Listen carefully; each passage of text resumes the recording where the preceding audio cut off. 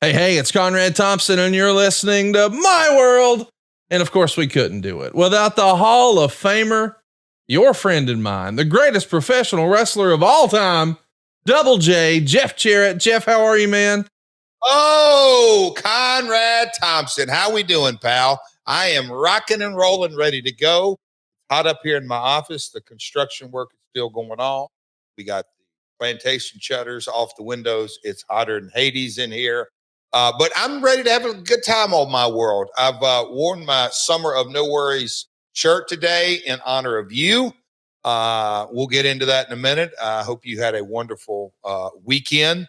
I had a great weekend. Headed down to Chattanooga. My second oldest daughter, Jacqueline, walked this weekend and graduated from the University of Chattanooga. How about that? Chattanooga. Yes, very, very happy for her in so many ways. She was a how did they refer to it? One of the speakers referred to it. This is the first year of graduation that they could open up the building completely, which I found it hard to believe. But my daughter Jacqueline graduated in 20, and that was the year that the world stopped. And so none of those kids really got to have, the graduation parties and all that kind of stuff. So Jacqueline finished quickly, early. She actually finished school in December, Connie, and her last semester was done over in Barcelona, Spain, but she walked, and very proud of her. So no more school for her, and she's out in the work life. She's been out quite a while. So anyhow, that was my weekend. Connie, you want to tell me about your weekend a little bit? Man, it was my first full weekend at the lake. It was awesome. This is going to be one of the last times you see this background here. I'm still making the commute over to Huntsville to record the podcast, but getting settled in at the lake, Jeff, and it feels like I texted you over the weekend, man, you've had life figured out for a while. Living on the lake's pretty cool, man. I didn't realize how good you had it until I spent just a few days there. And it's like, okay, this is making sense. Old Hendersonville clicked for me. The serenity, all kidding aside. I love it. I absolutely love it. You get to pull in the driveway and just kind of just sit back and relax some days. Other days it's a 3-ring circus, but no. Fired up today, Conrad. The wrestling business is wrestling these days, isn't it? Man. Hey, before we talk about wrestling, because I do want to get your opinion on that crowd over in France. I saw something last week that felt make believe. Oh. I know that you're one of the owners of the Springfield Lucky Horseshoes and Shoes Baseball, a lot of chatter. Is it true that you had legislators playing the game last week? What the heck was going on? You know what, pal? We just sat down here and rocked and rolled with all kinds of new stuff that we'll get to. But Conrad, the day that we, a couple of years ago, in the area code of 217 at 217 on February 17th, we launched the Springfield Lucky Horseshoes brand. And I'll tell you a little story behind the story. As a part of our presentation deck, when we did the press conference that day on February 17th, one of our goals was to host the congressional game. Just because our baseball's our platform, but it's not our purpose. That's what we say. Our purpose is to bring the community together. In Springfield, we certainly did that. But for the last, umpteen years, Springfield is the capital of Illinois. And so the House and the Senate have always played at a little community park right down the street. And really just a few family and friends get to come because obviously the legislators don't all live in Springfield. And so there's less than 100 people there. But our goal was to get the game. And we did. This was our first year. And it all came together really, really fast. We didn't have a ton of prep time. But Connie, we had almost 1,000 people there, which is a really big deal with the Speaker of the House. But yes, the Senate, the governor was the only person who wasn't there. They were going to get their opportunity to come by, but they didn't. But they had a big agenda going on. But yes, Senate, House, softball game. They actually, the game went into extra innings and free beer, free hot dogs. We catered a meal afterwards, but it was very, very cool. It is from a partner, Jamie Toole. It was one of those things that was on the bucket list for the Lucky Horseshoes, and we did that. can't wait for next year. But it was a very, I stood out there on the field, and it was a proud moment because it was, it's what we do. Politicians got to put down their megaphones and microphones and pencils and just sit back and had a good time, and good time that they did. But it was actually a very competitive game too. But yeah, a lot of fun, and it is what we do, and we're fired up. Season starts soon. We're going to kick it off with the Legends Classic game, Cards and Cubs. Legends, I think we're over 15 Legends that are going to be coming in. It is the VIP and the autograph sessions and card collectors and baseball collectors and just baseball fun. We're going to get out there. And then, of course, we get into the season, that promotional list, Connie. And I know, Bean, you've got some videos to make for the Lucky Horseshoes fans, but over 6 nights of fireworks. And, dude, I won't get into it right now. But Capital City Clash, while we're on that, Saturday, September 21st, the first inaugural wrestling event. Put a ring up on home plate. We're going to throw down out there, Conrad. But yes, the House versus Senate game was a whopping, booming success. Very cool. Glad to hear that. And I know that this week is going to be a big success for AEW. You guys are going to be in Edmonton tomorrow. We've got Swerve Strickland and Christian Cage going face to face. We've got Adam Copeland defending the TNT title against Brody King. That's a man and a half right there. I can't wait to see that one. Serena Deeb is going to be on the program. We've got Orange Cassidy versus Trent Beretta. I felt like that was a pay-per-view match, but it's on free TV and it's happening tomorrow night. We've also got Mariah May and Harley Cameron. That's going to be the best looking match on TV this week, boys and girls. Tune in. AEW Dynamite tomorrow in Edmonton, or better yet, go see them live. AEWTIX.com. Tickets are on sale, and they're still on sale for Collision and Rampage in Vancouver. AEWTIX.com. Before we talk about, I guess we should just frame it up. This was a major wrestling weekend. It was a major event weekend. Jerry Seinfeld had a new movie come out on Netflix. We also got a live special from Cat Williams on Netflix. We got a live roast of Tom Brady on Netflix. They had a hell of a weekend. And as if that wasn't enough, UFC 301, Canelo, I mean, just on and on. The Kentucky Derby.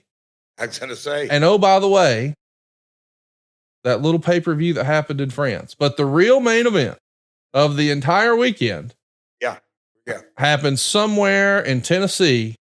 I can't believe this is a real thing. Cody Angle is managing Jay Lethal. Looking as only he can look. What a jacket he was sporting. He looked like $1 million. He's got his hair like he likes it. I mean, is he Jay's heater? Is this the beginning of a great pro wrestling career here for Kurt and your son, my man Codester? What are we looking at here, man? Is this a generational thing now? Is this the beginning of something big? What are we doing? Oh, look at that house. Look what he drew. I hope everybody came and thanked him for the house. If they didn't, he let them know, pal. And he's looking good in that jacket. That jacket doesn't fit me anymore, Conrad. A little tight to the shoulders. But yes, as I rolled in from Chattanooga, and Jay, who had actually flown in from Alaska, bless his heart, as we say in the South, he flew in, and Karen and Codes and Jay headed on up to Portland, Tennessee, the Strawberry Slam. And they just let me know that Cody's got his ring attire. So the blue and white and black and silver sequin jacket, he was styling and profiling. And Connie, I'll just say this: Colby Colby Cowan was Jay's opponent. Let's just say they had a incredible 15-20 minute babyface match, and on the end, Jay, maybe he pulled pulled a trick out of the Last Outlaw's bag and kicked him in the lower innards and grabbed the 1, 2, 3. But Conrad, a man Cody wanted no part of cheating. And him and Jay, they went round and round at ringside, and it carried over to the back. He didn't like the way Jay won, but he did put on Instagram and posted. You do realize Cody's undefeated in Pro Wrestling Inc. I hope you know that, Pat. Of course. 2-0, honorary member of the Rock and Roll Express, and now he led Jay Lethal to victory. So what a night it was. He had a lot of fun. I don't think Dax Harwood is real happy with Cody right now because Cody's, I think, kind of stealing the thunder. He says that him and Jay Lethal are the top guys of Pro Wrestling Inc. So that top guy thing rubbed a few people the wrong way. But my man Cody, you saw it, Conrad, undefeated.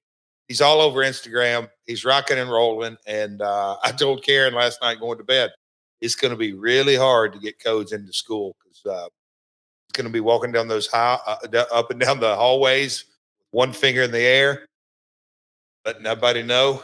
Better acknowledge me. We heard that all day yesterday. I love that. That's so awesome.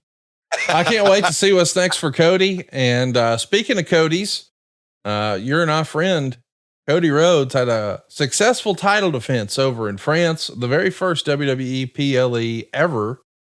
And real wrestling history was made. Jade Cargill is now a tag team champion, but that's not really the story. The story was the crowd, and it was bananas to the point that the hard camera was shaking for Cody and AJ. Like you could literally see the camera moving because the floor was moving because the building was so loud. They set an all-time revenue record. It is the biggest gate of any arena show in WWE history. Meaning, yes, they've drawn more money in a stadium show, but never in a traditional arena. And I was fortunate enough to check in with the champ after.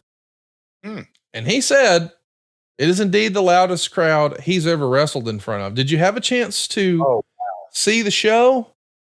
What did you think of the crowd? So, you know what? Obviously, I've kind of gone into what my Saturday was, but of course, social media, you get bits and pieces and highlights. And, Conrad, it's so, you know how much of a fan I am of international professional wrestling in that we, as in the United States, we've always been that export. Our show made here in America, it goes out to Europe, it goes out all over the world and has for years and years and now. And so the folks, they're not spoiled or jaded, or they don't get to have it, weekly in their town. And I know, what's the saying? Familiarity breeds contempt or whatever.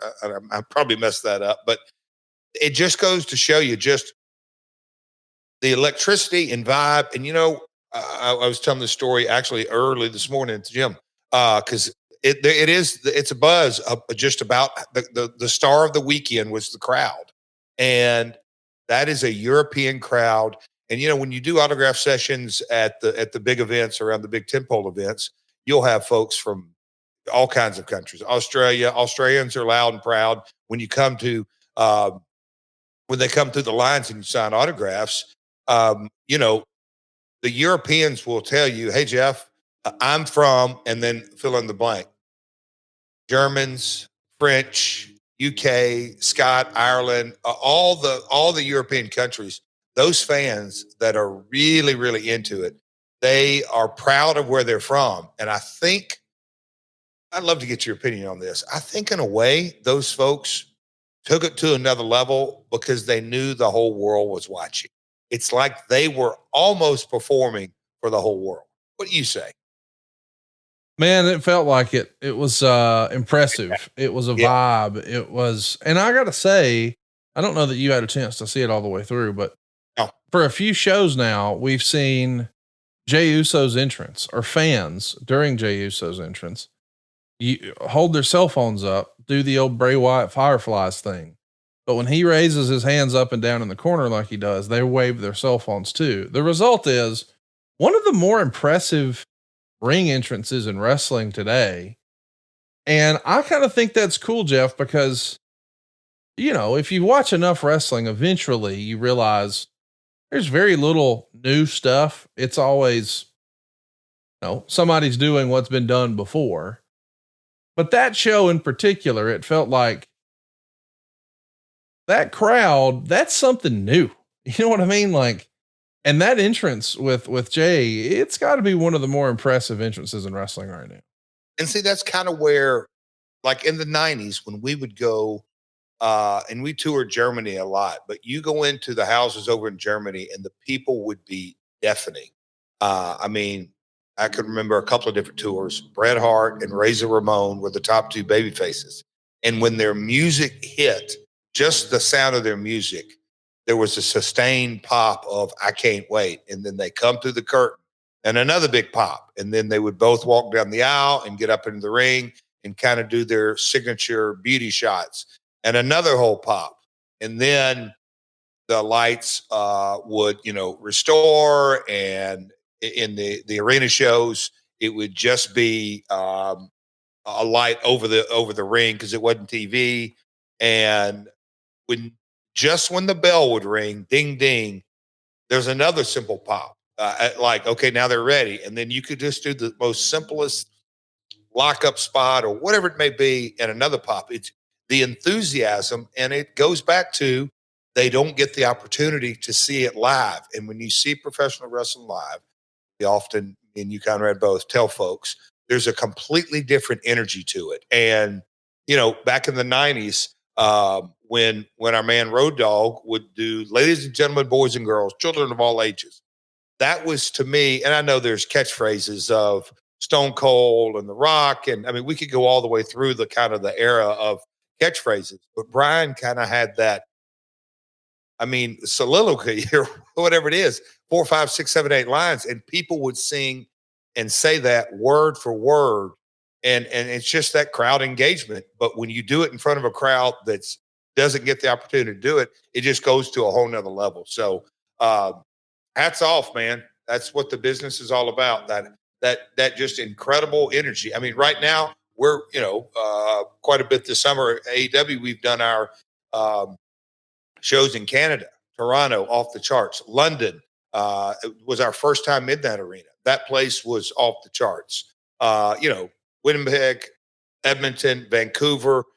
This will be our first time in Vancouver. The hot crowds, they're just so fun to perform in. Well, I'll tell you what else is fun to perform with, and that's our friends at Mack Weldon. I know you've been rocking Mack Weldon for quite a bit, and I got to tell you, I'm getting nothing but rave reviews. I've had multiple folks who've heard us talk about Mack Weldon DM me to say, "Hey man, thanks for the heads up. Their wife is loving the way they're dressing and looking, and they're more comfortable than ever. They're getting compliments at work. They're getting compliments on the golf course. They're getting compliments everywhere they go." And it's because you don't have to sacrifice comfort in order to look sharp. That's what Mack Weldon does. They make timeless apparel with modern performance for guys who want to look and feel sharp, but still be comfortable. They've got light as air underwear. They've got innovative anti-odor tees. They've got versatile and comfortable pants. Mack Weldon really does have it all. And I know, Jeff, that you've worn a lot of the Mack Weldon shirts here on the program, but what I keep hearing about are the pants. And I want to be clear, these performance fabrics normally are like shiny or techy. Said differently, they're kind of nerdy. That's not what this is. Mack Weldon clothes are designed to fit your style and the demands of modern life. Yeah, they look like quote unquote regular clothes, but man, you're going to be enjoying the latest in modern comfort. This is going to be a go-to choice for guys who want to look great without even really trying and be as comfortable as you can possibly be. How would you not love breathable underwear, especially as it starts to get warm? How about crazy comfortable, but elevated sweatpants where, you don't just wear it around the house like you do most sweatpants. You could actually go out in these and look pretty sharp. How about the upgraded classic polo? It's got antimicrobial silver threads, going to keep you fresher longer. And they even have that in a t-shirt, not just a regular tee, but an ultra soft tee. So it's going to be your softest, most favorite t-shirt, but it's also got that antimicrobial silver threads, which means you're not going to stink.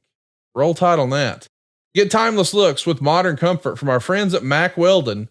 Go right now to MackWeldon.com and get 20% off your first order when you use the promo code MyWorld20. That's MackWeldon.com. The promo code is MyWorld20. Mack Weldon is spelled MackWeldon.com. And the promo code is MyWorld20. Jeff, what's your favorite piece of Mack Weldon clothing so far? Oh, I wish the Queen, Karen Jarrett, was doing a little cameo right now on the podcast, because she would say, he wears Mack Weldon. I've got to get new ones. I wear them everywhere. I wore Mack Weldon, the black tee. I wore it to Triple Mania. I wear it on my flights. I wear it on pre-tapes at AEW. It really is. The fabric's great. The fit for me is perfect. It really is. I'd wear it every day if I could. Mack Weldon tees are my go-to. I got the briefs as well. Do I have jeans? No, I don't think I've got that. When we did the order, I got all of them in shirts. I wear them out. They're great. Guys, if you want a nice fitting tee that is fantastic fabric and you can wash it over and over and over, Mack Weldon. Man, I can't wait. The promo code on that one more time is My World 20. Listen, here's what we're positive about. We are going to watch some silly wrestling. Silly. We're going to be watching Nitro from way back when, May 8th, 2000. I can't believe this happened 24 years ago this week, but this is absolute chaos of WCW. So just to sort of catch everybody up, Bischoff was shown the door in late 99. Russo comes in almost right behind him. You come in. That doesn't work as well as they hoped with Russo leading the charge. They ask Eric Bischoff to come back. And essentially in April, they hit the reset button. Eric Bischoff and Vince Russo working together. The result is you become the chosen one. And along the way, start doing some business with David Arquette as well.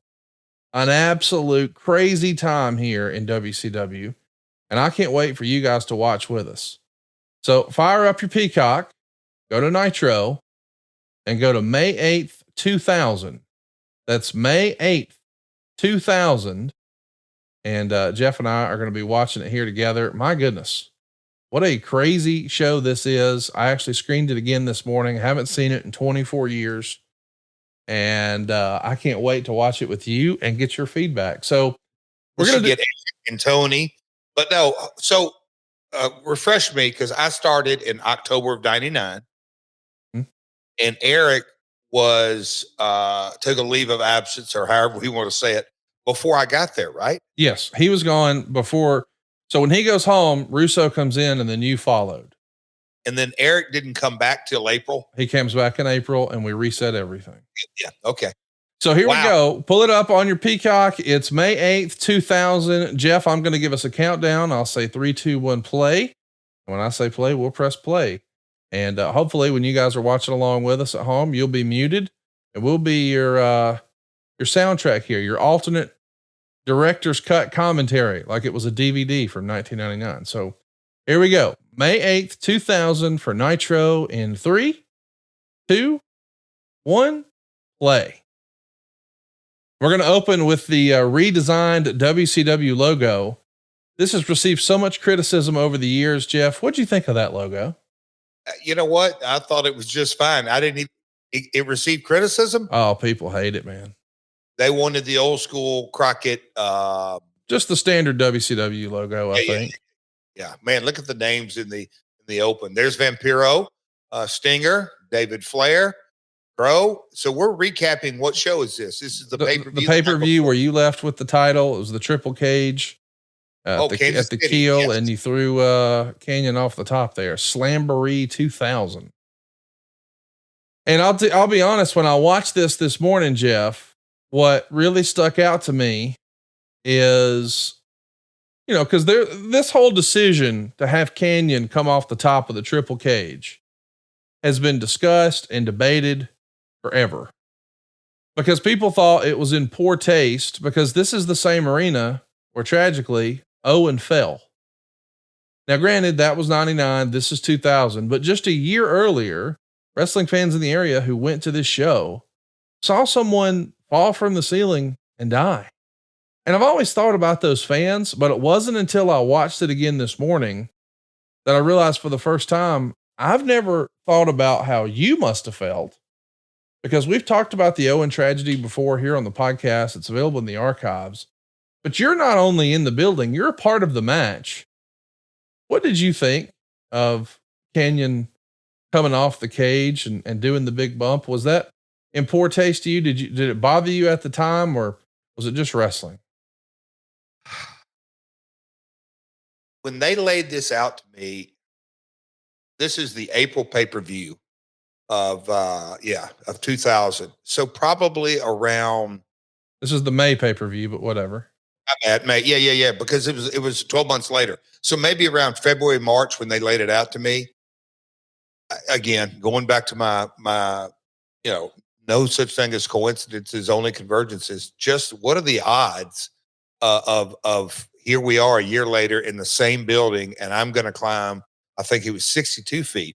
Last week we were talking about the Q3 band, and Dr. Adair came on and talked all that. Well, this Dr. Alex is a partner in the Q3 band, and this is the first time. So Conrad, me preparing to climb up to the cage. Look, say I'm afraid of heights. I don't think that's completely accurate, but I wanted to be in the peak performance. And during this time during my career, that was weighing heavy on me, that I said, like, I got to get my head right if I'm going to climb up there and perform and do everything with it. So I did a bunch of, the short story is a bunch of emotional work on that. But yes, it was definitely in the forefront of my mind. A year later, there were still all kinds of, I'm sure the lawsuit, I don't know exactly where that, but yes, it was front and center in my mind, Conrad. Look, I wasn't who was I to say? I couldn't make any calls or decisions. And Mike Awesome tossed him off the cage, Canyon, and I knew Canyon wanted to take the bump. And so I was worried about having the best possible match I could. And, like you just said, this is in the David Arquette era. Eric and Vince had come back, just the month before. So our ratings, we were getting our ass whooped by WWE, and that was the war, if you will, and it was going, and things, the the war, as week and week went on, WWE kept going higher and higher and higher, and WCW was going in the wrong direction. Well, we're starting with this new blood outfit coming out.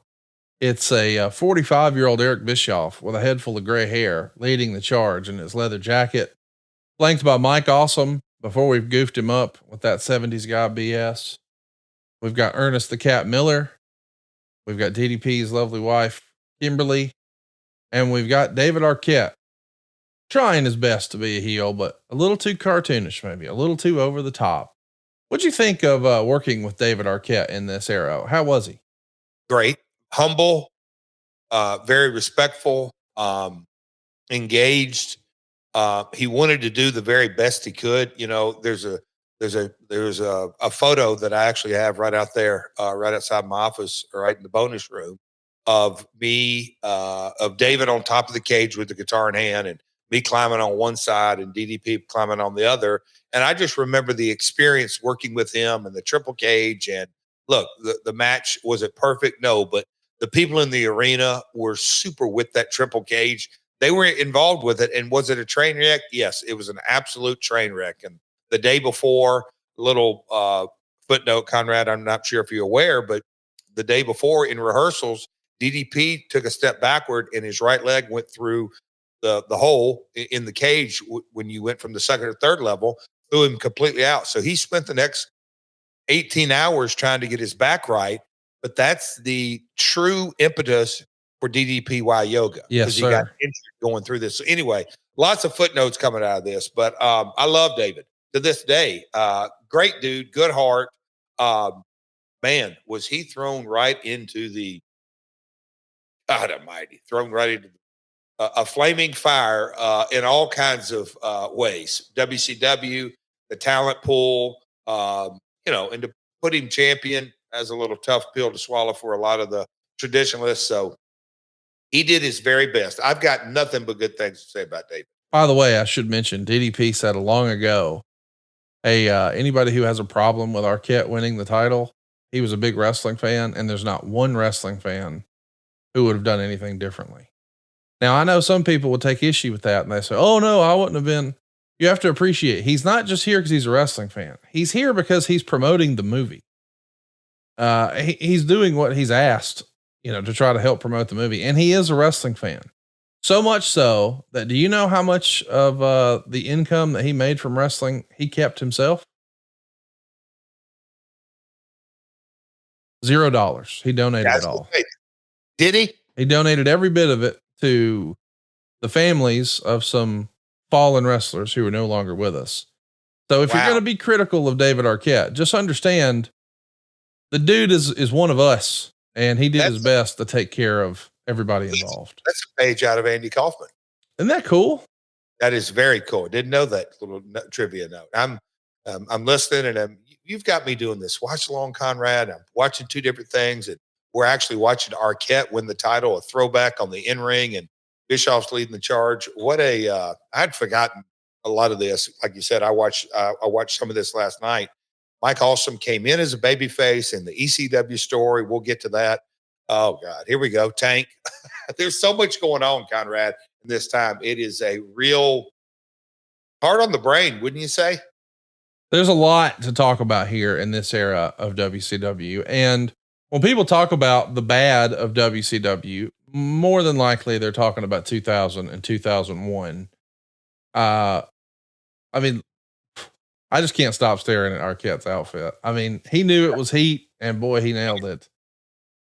Is this the most chaotic time in your wrestling career? I mean, I know you grew up in that Memphis BS, as the haters online say, but this era of WCW feels pretty all over the map. Do you remember it ever being like this before or after? It was a completely, here's the two differences. And on the one hand, I'm going to sound like a broken record. There was complete chaos in WCCW/USWA in Dallas, Texas, when my dad took it over, and then Kevin Von Erich came back in one night after we got it turned around and up and running. And he says, no, I'm back in charge. No. So that was a real chaotic 3 or 4 weeks, because there was like, you didn't see how are we going to proceed doing business. There was plenty of Saturday mornings that were craziness. In WWF, I mean, obviously rewrites on TV and different set of circumstances, but this right here, WCW, a sustained chaos because of, we already kind of laid it out. Bischoff was running it, then Russo was running it, then Bischoff came back.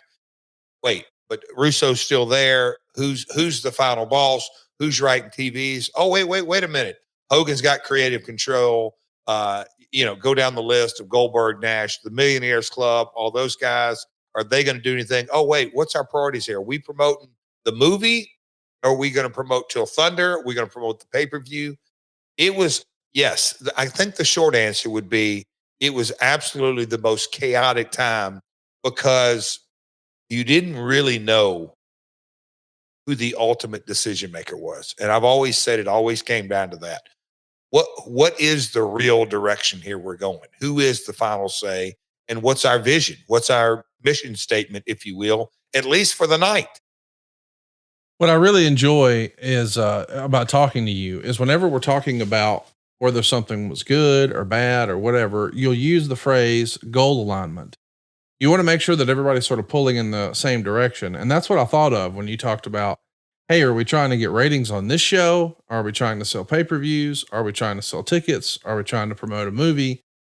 Where are the priorities? And we see DDP arriving to the arena. We opened the show with a skit from earlier in the day where they showed Canyon and a halo in a quote unquote hospital, and the curtain pulled back, and then there you guys were, and y'all just beat the snot out of him. And then Kimberly dumped a bedpan of urine on his face. And now she's doing the big reveal of herself in I don't know, looks like Brian Panty's outfit there. You're going to see a lot of scantily clad ladies on this show. Is that a Vince Russo staple, you think? What's Kimberly doing now? Making a bunch of money and being a beautiful woman. Okay. Good to be her. Good. Okay. Just real snapshot. The in-ring. Eric talked. I've talked. Kimberly talked. Now Mike Awesome's talking. Everybody's getting stick time today. But it's a microcosm to our point. What are we selling? Yes. Hmm. Well, everybody there is taking turns calling out DDP. I mean, that's what's happened. And now we're seeing some music and we get a wide shot. So here comes DDP. But I wanted to ask you, when you're thinking about that segment, the attack on DDP at the hospital, did y'all film that the same day, or do you remember where you filmed it? Was it actually a hospital, or did y'all just do it in a back room there? I think a set was built. Okay. What is this, the TWA Dome? Is this where we're at? Yeah, you're in St. Louis here. Yeah, because we did Kansas City the night before. So, the day before, that whole weekend, we're worried about the pay-per-view. Roll into St. Louis, and we got to produce a Nitro. Check this out. Here's where WCW is in 2000, and this is why it's been studied ever since. 17 months prior to this, WCW ran the TWA Dome. 17 months. There was a blizzard, an actual blizzard. There was 0 walk-up, but we had 29,000 paid. In a blizzard, 17 months prior. 29,000. 29,000 paid. Now, here, for this particular show, 17 months later, we've got 3,388 paying, 132 grand. Now, there's 6,500 people in the building, but we went from 29,000 paid to 17 months later, 3,388. Can you do a quick math on that percentage reduction? Not only can I do that, let me just say this. That makes it the biggest money-losing WCW show of the year at that point. Sting's in the ring, just absolutely clearing house. 17 months prior to this, things were a booming, and now maybe not so much. Now, baby, not so much. What do you mean not so much? So we went from 29,000 paid to 3,300 in less than a year and a half. To say the bottom fell out would be a complete understatement. Looking at 30,000 point viewpoint, Conrad, what would you say is the single biggest contributing factor to dropping that much in St. Louis? It's got to be fans just didn't want to see it. I think the creative changed. I think a big part of that was Bischoff got burnt out. He wasn't getting the same results he had. He was probably growing frustrated, and it started to dip. And they thought the magic bullet was going to be Russo. No disrespect to Vince, but that was not the case. I mean, Russo has been running the show here for 7-8 months now. And during that time, things have just steadily gone down from an attendance standpoint. And I know that Russo doesn't care about that. I mean, he talks about the ratings, as he should. I get that. But this is yet again, I mean, here we are as we're talking, we're 14 and a half minutes into the show. This is the third time we've seen Eric Bischoff. We saw him in a pre-tape earlier in the day in the hospital. We saw him do an in-ring interview. There was an attack. We go to commercial. And now he's backstage talking to Mean Gene. A lot of Bischoff here. And I know that from the outside looking in, the optics would be, oh, he's putting himself on TV too much. But even his staunchest critic, like an Eric Bischoff, would say, yeah, but he's a damn good television performer. Did you ever think Eric was overexposed on WCW? The short answer is, I don't believe now. And look, how we're born and raised and seeing success and failure. And I look at overexposure, maybe a little different, but the short answer is no, because if the story's there and you can talk and you're engaging and it makes sense, it's something that, and boy, you talk about something that just completely caught me off guard. Norman Smiley and Ralphus. But back to my story, I just seen those guys walk down the hallway. Crack kills.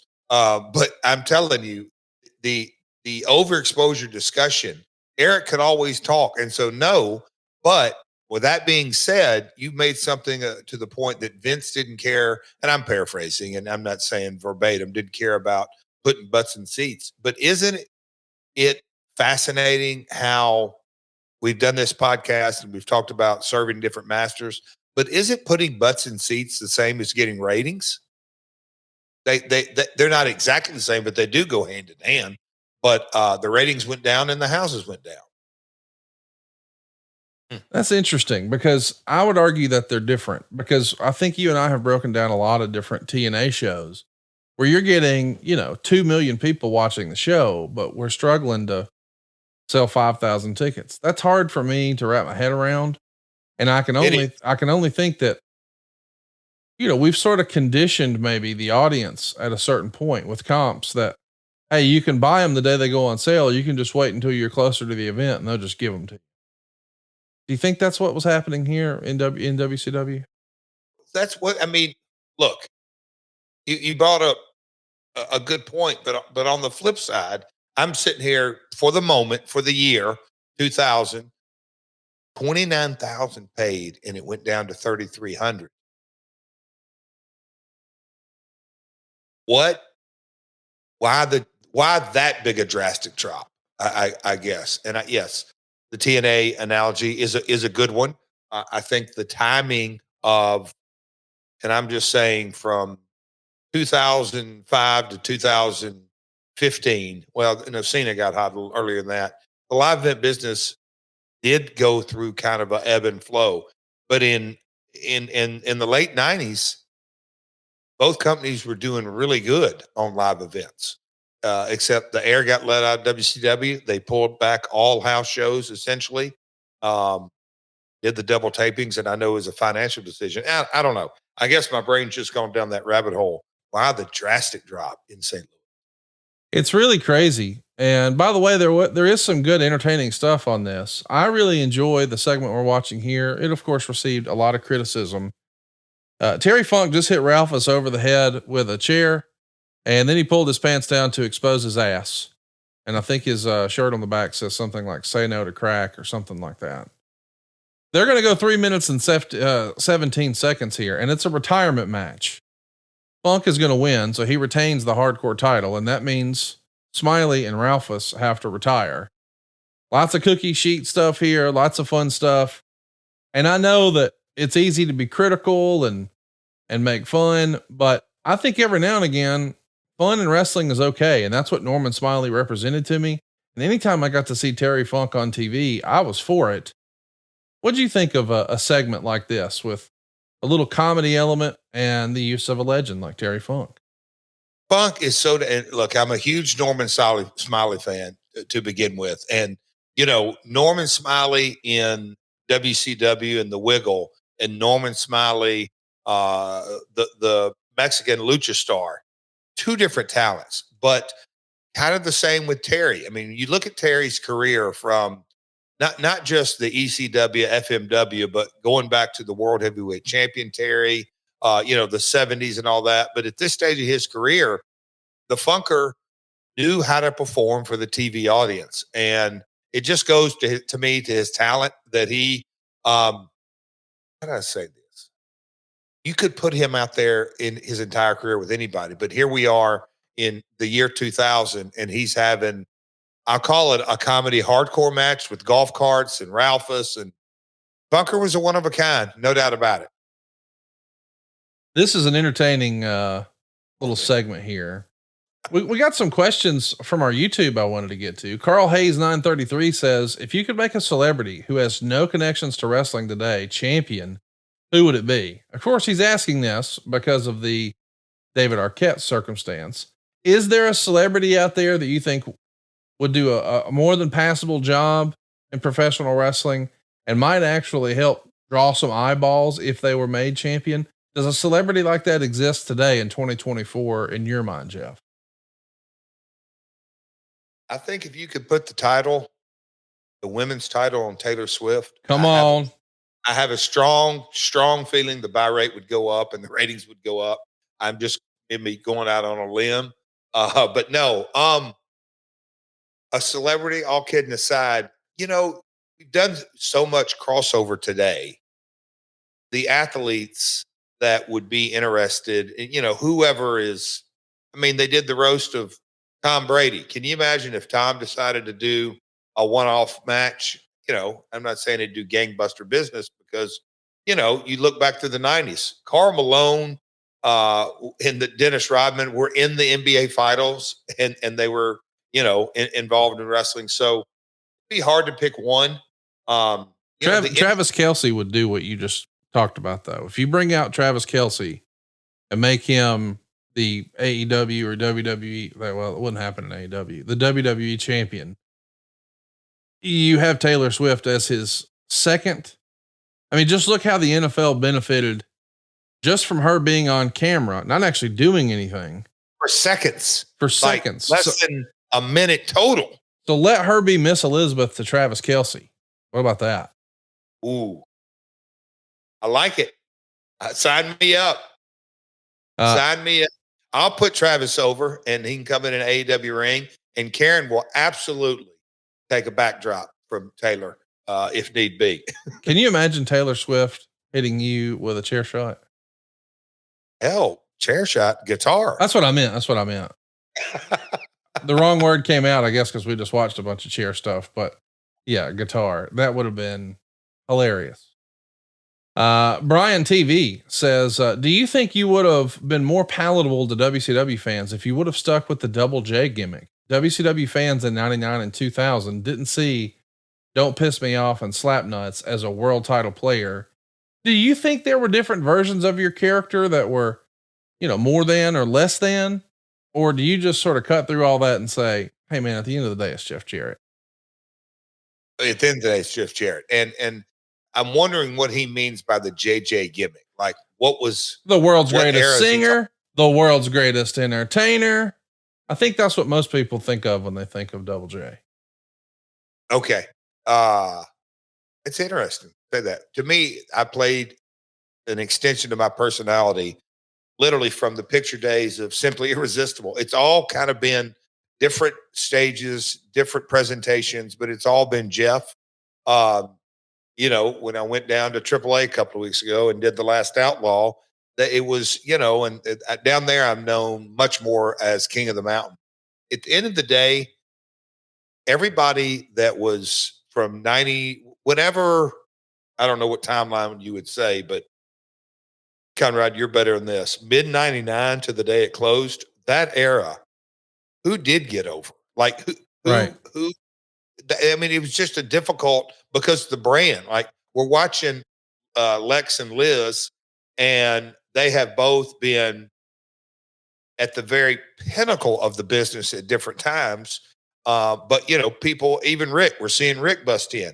This era tainted, if you will, a lot of guys' careers just because I think there's, and we've talked about this, a bunch of different factors. The online audience was growing slowly, but the AOL Messenger chat and all that, and WWE was so hot with Rock and Austin and DX and go all the way down the list. It was just painted with a bad brush, and in a lot of instances, rightly so. Ric Flair coming to the ring here, and this is an interesting moment. Of course, the night before on Slamboree, he had been attacked, and everybody thought it was Vince Russo under the Sting mask, when in fact, it was actually his own son, David Flair.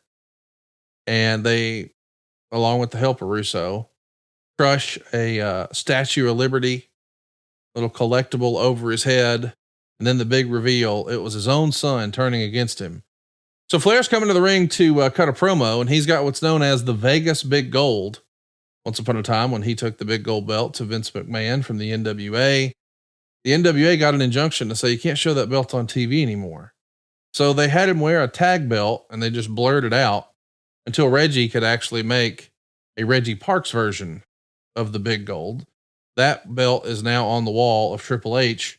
And in his other hand was the 10 pounds of gold, the original OG one, just like the one that you won and others wore. But this is the original, Briscoe, Harley, Terry Funk, Dusty, Ric Flair version, also on the wall of Triple H.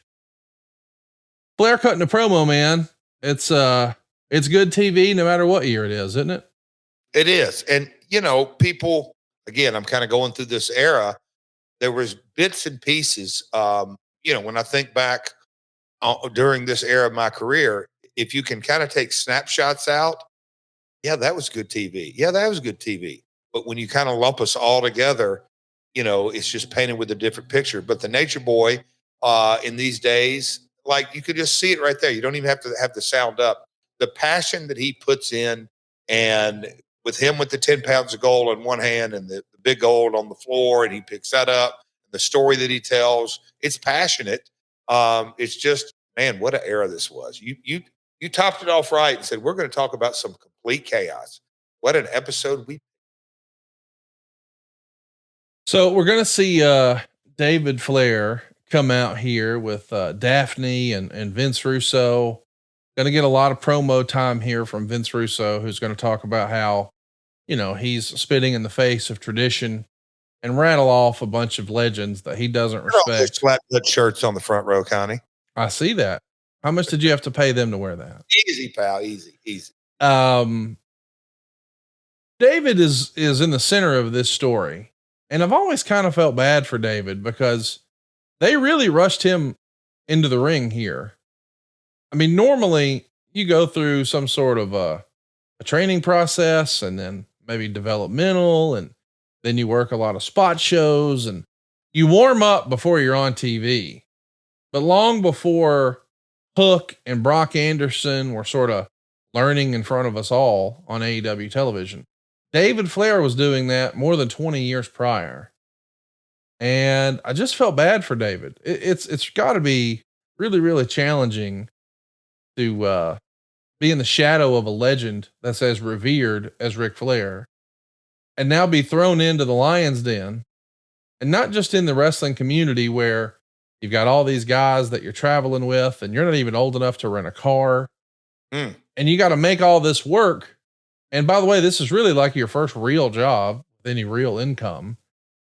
And oh, by the way, you're going to have some of your very first matches on television. That's a tall ask for anybody, is it not? Conrad, and we've talked about in depth this set of circumstances. When I broke in, my dad was so adamant, basically, and it was a blessing and a curse. We've talked about that, but I had to appear on TV every Saturday morning. But the other 6 days or 7 nights, because Saturday night I got to work in Nashville, I got to perform live in front of crowds. I did that for 7 years. 3.5, 4 years in, Crockett came, wanted me to go. My dad told him, no, he's not ready yet. I started at 18, and yes, I was young, but still the amount of reps that I had, comparatively speaking, and look, I don't think you need to do that today, but just the amount of reps and the comfort level, because the wrestling audience, not just the wrestling audience, the audience knows. If you put any, actor, if you will, in a blockbuster film, and they've been acting for 3 months, as much as you want to do with post-production and cleaning it up and all that, it's still really hard. Same in the music business. Guys that don't really know how to perform or sing, or, it just shines a light on it. So I have always felt bad through the years.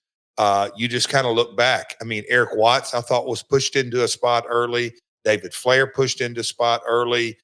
And they're just not ready. And it to me, the backside of all this, it shortens the career.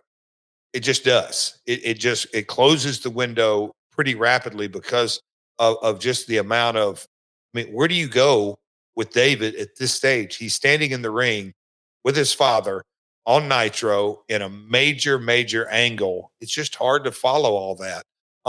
And not being a seasoned wrestler, it's tough, man. It's very, very tough. Flair's going to be sweating bullets during this segment. And Meltzer would say he was working so hard.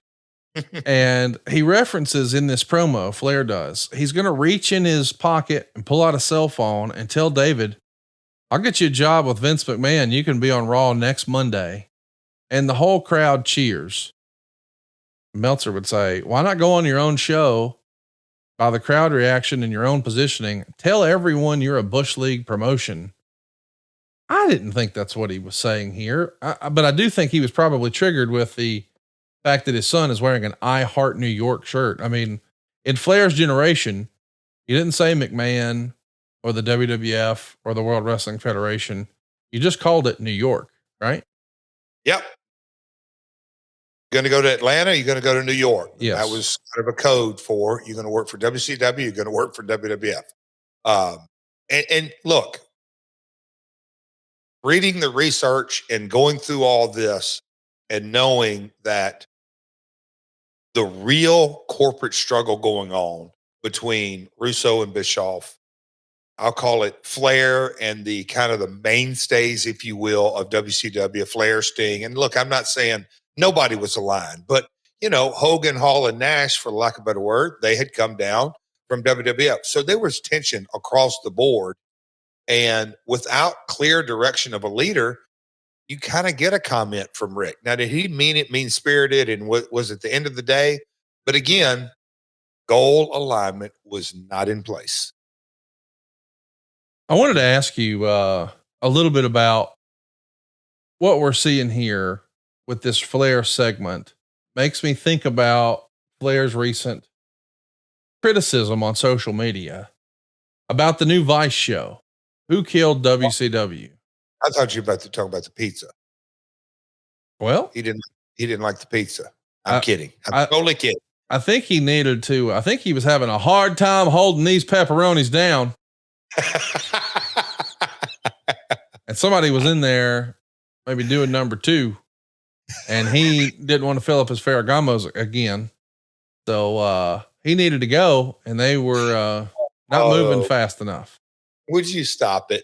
I'm guessing. I don't know, but it did make me laugh that not only did he post it on Twitter, he posted a picture of the damn restaurant on Instagram and I howled with laughter. Oh, mercy. I love to see celebrities, use their social media influence to just shit on a local business. Why not? Are you kidding me? That drove. Do you know how many people in Gainesville are going to go by there?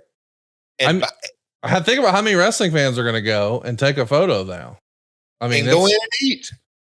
Maybe that's what we need to do. We need to tell John from Jimmy's Famous Seafood. Next time Pop comes through, serve him up something extra spicy, lock all the bathroom doors. You're going to get a promo and a free plug.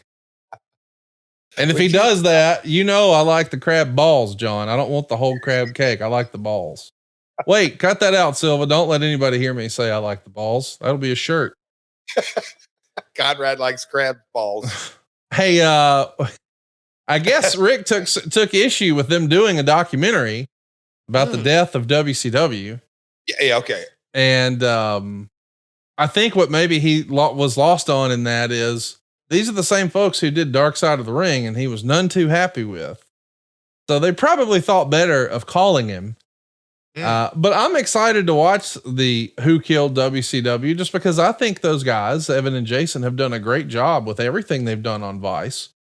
And I know there's been some concern about The Rock's involvement. Like, is this going to be more WWE spin? And Kevin Nash went to Twitter and said, no, this is the first time you're getting our story. Will you watch that? The death of WCW on Vice? Conrad, I watch it all. I've got several. I have not watched any this year of the Chris Colt. I want to watch. Yeah. Several of those I have not seen yet, but I will. See the Sherry one? No. And you got to watch that one. Good. You learn a lot of stuff, but you get to meet your family and hear the real story. I learned a lot of stuff I did not know.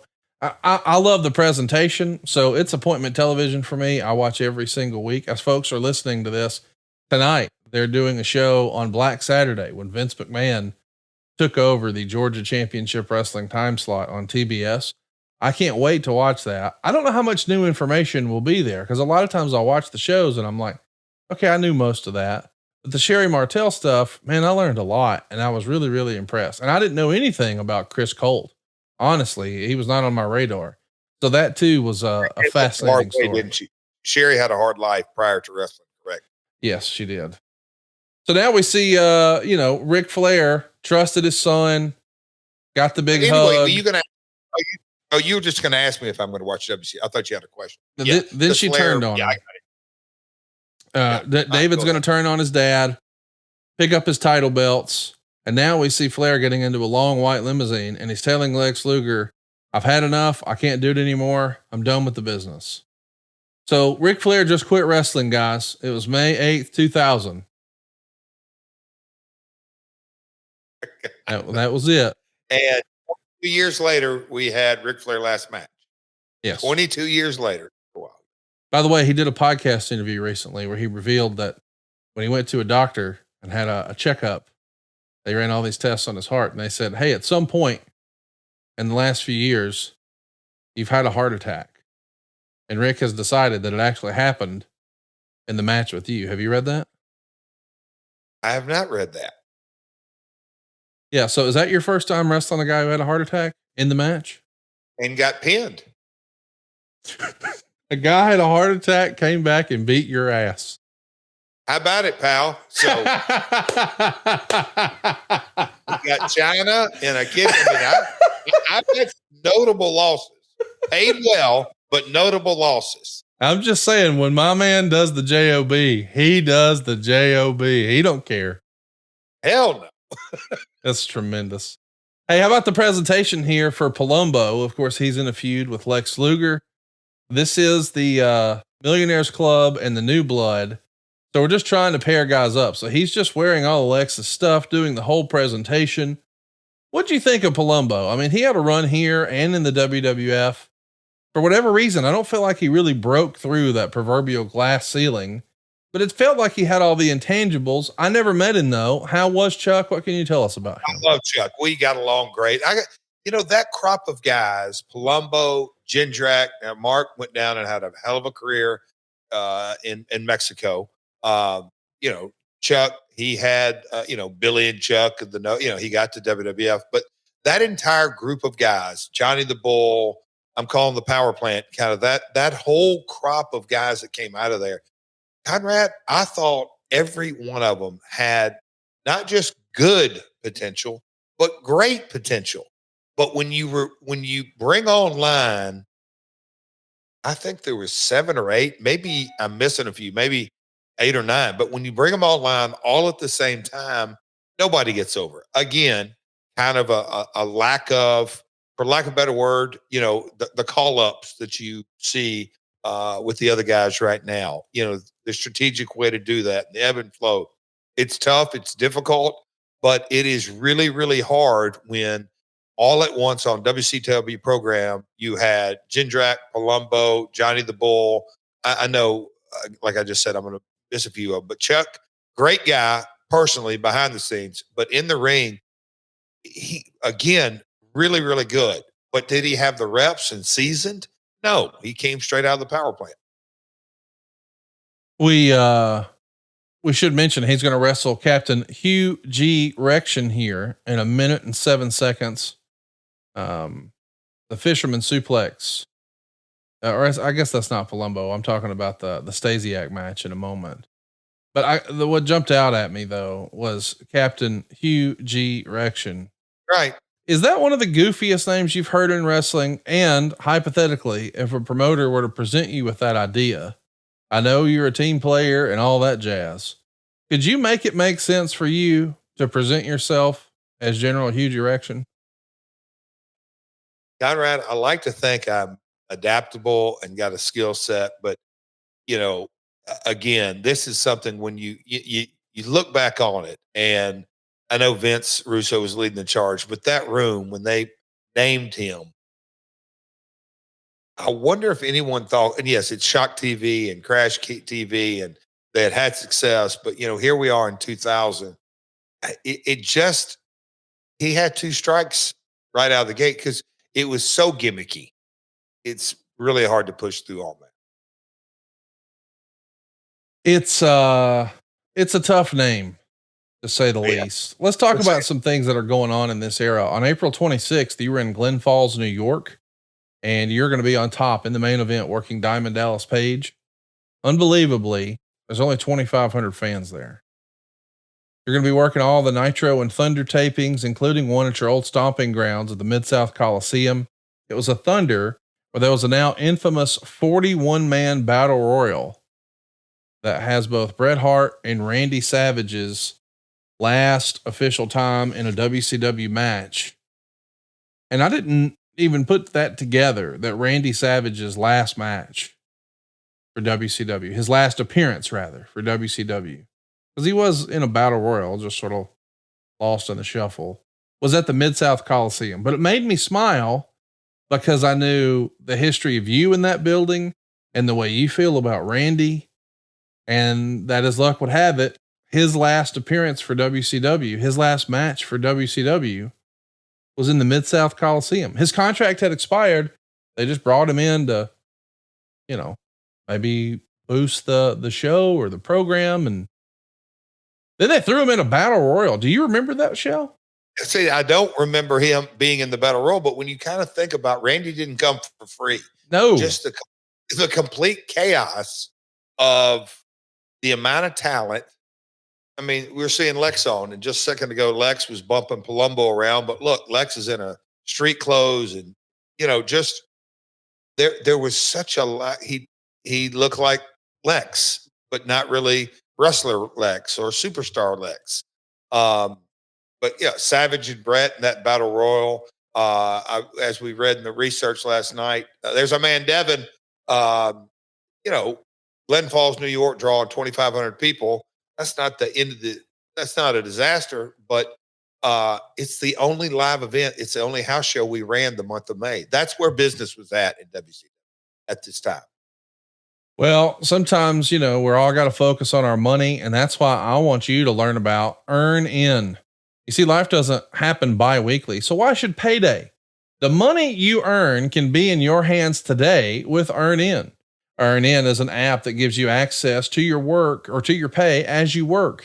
You can get up to $100 per day or up to $750 per pay period. Just download the Earn In app and verify your paycheck. Then access up to $100 a day as you work and even leave an optional tip. Any money you access plus tips are automatically repaid from your next check. And this is great if you're looking for a special night out, a last minute gift for a loved one. Maybe you've got an unexpected trip to the vet.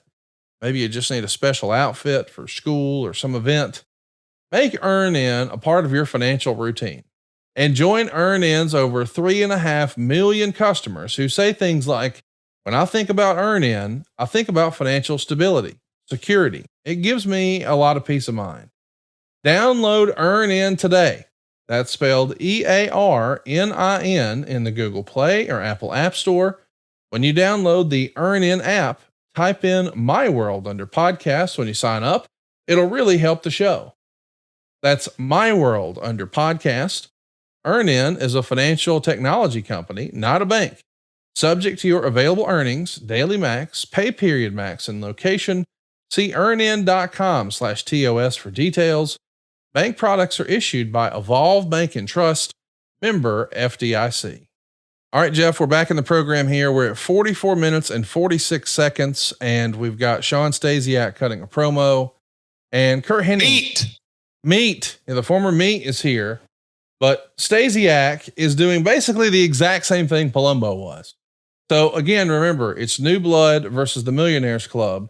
So we're trying to show, hey, this next generation, they can do the same thing those other guys did, but they're younger, faster, stronger, blah, blah, blah. So the gist is Palumbo is the new total package and Stasiak is now the new Mr. Perfect. Although we can't say that. When you have guys who are sort of arguing about who's the real this or that, and that makes me think of like Buddy Landell and Ric Flair with the Nature Boy. Does that ever really make a star? I'm a better version of this than you are. I don't remember that. I mean, I like the idea and the concept, but I don't remember an example where I can say, boy, it really worked when so-and-so did it. Does that exist that you know of?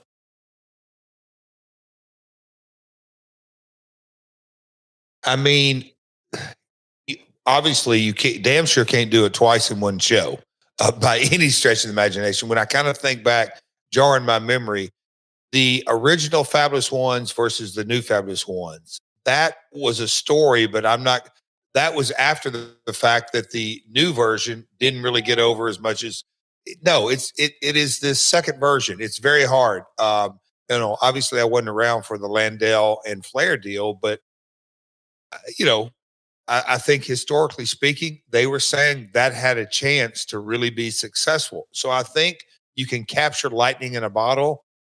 But both guys, like always, have to be extremely talented and well seasoned. In this set of circumstances, you had the vet versus somebody really, really green. It was doomed to fail from the very beginning. Absolutely doomed to fail.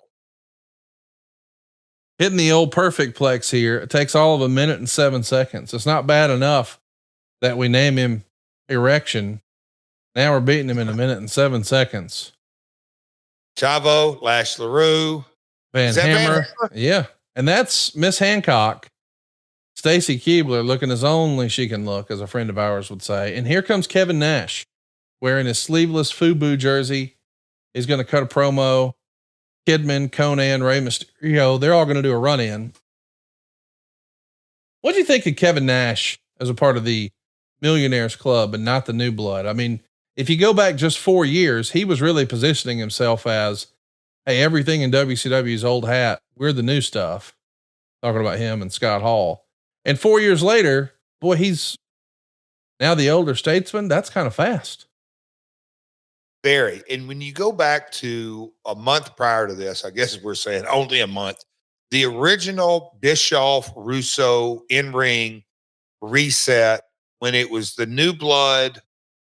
God, the ring was full that night, but the New Blood versus the Millionaires Club, to me, that had a lot of bite to it and based on reality. And then I think where we were at in the business, it had a lot of legs.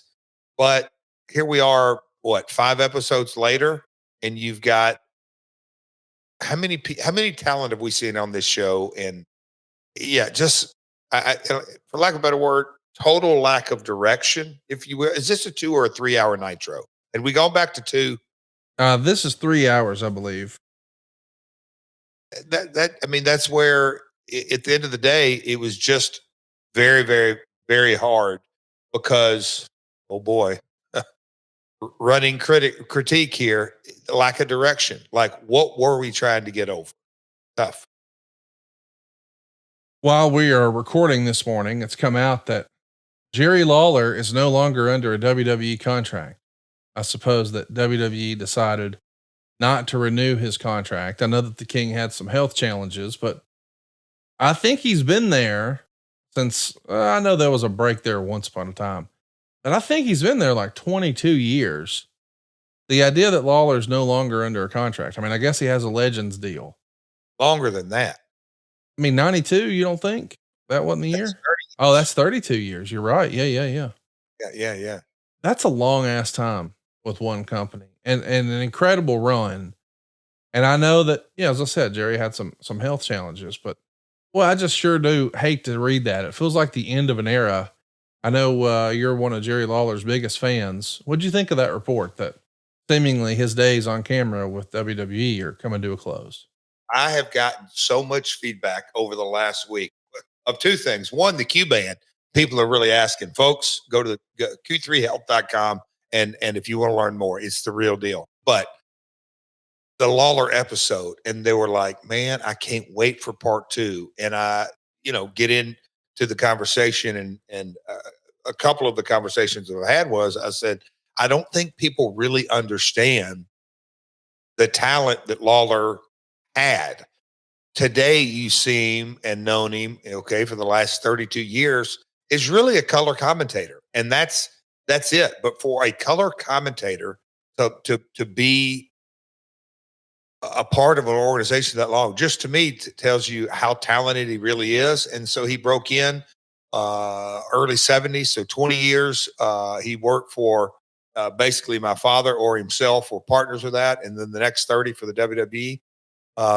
It goes without saying, Endeavor is looking for change, and there's more changes. It seems like every week there's, continues to cut back. And I get all that. There's a huge transition. The WWE that we knew for the last, when they go public, 99. So for the last 24, 25 years is no more. There will continue to be changes. I get it. But what a career Jerry Lawler has had. It is unbelievable.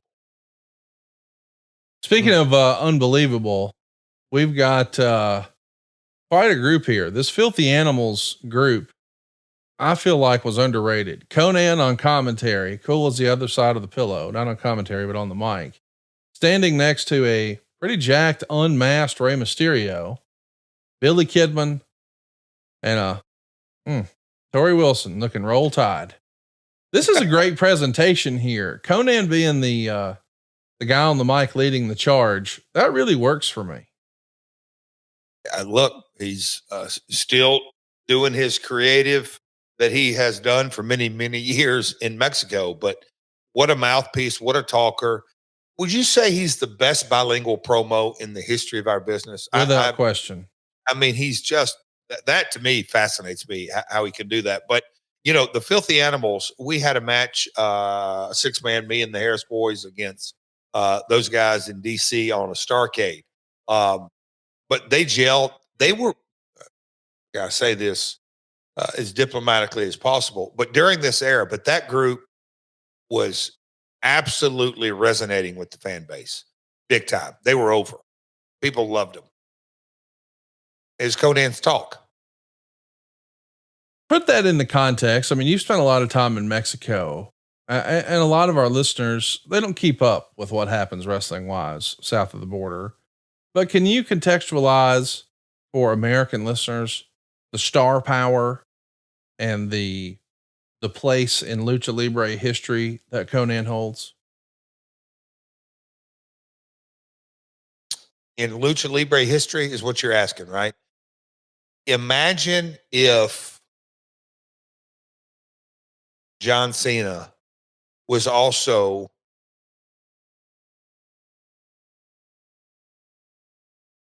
the booker, the creative officer, the writer, if you will, the character developer. Because I don't want to put just one thing on it, but Conan has basically dominated the Lucha Libre scene really since he splashed onto it back in, that would be late 80s, early 90s, and has stayed all different facets of time. He was the top star.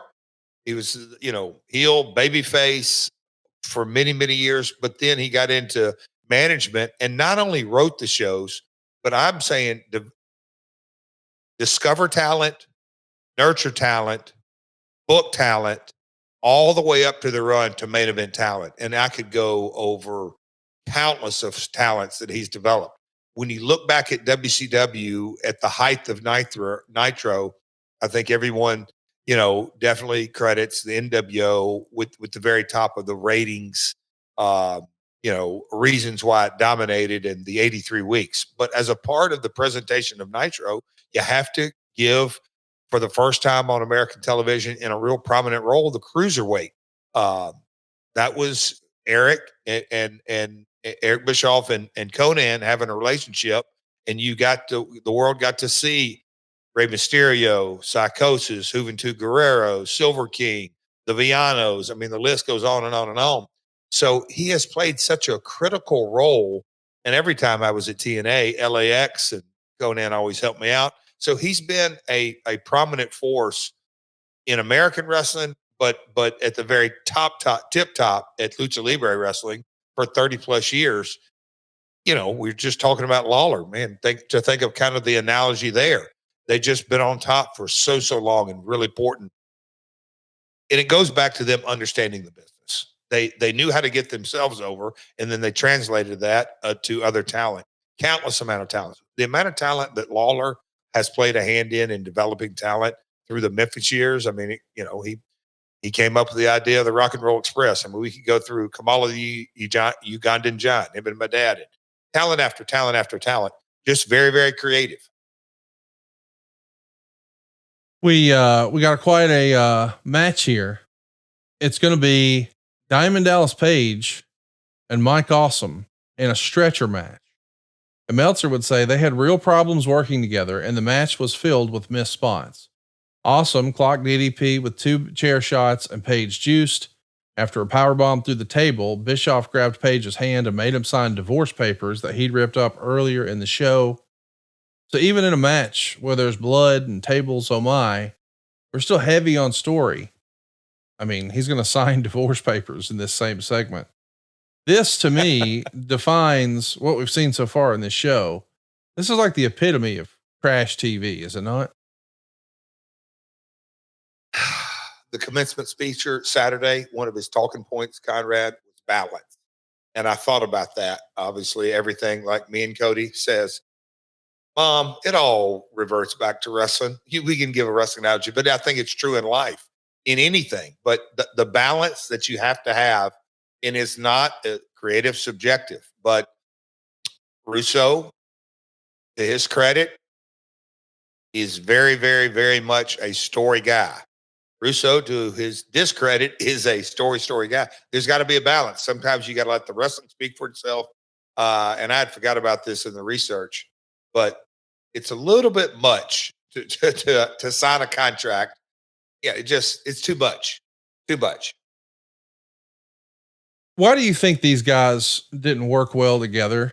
I mean, Meltzer was saying there's a lot of missed spots and they just didn't work well together. And I know sometimes guys just don't have chemistry. I'm wondering if you think their philosophical approach to wrestling was different. I ask because we know Mike Awesome spent a lot of time and really came to fame in Japan.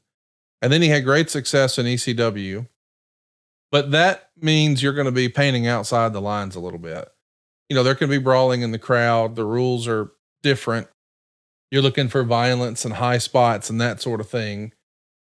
And DDP had a reputation, for better or worse, as being one of the first performers who sort of mapped out the entire match.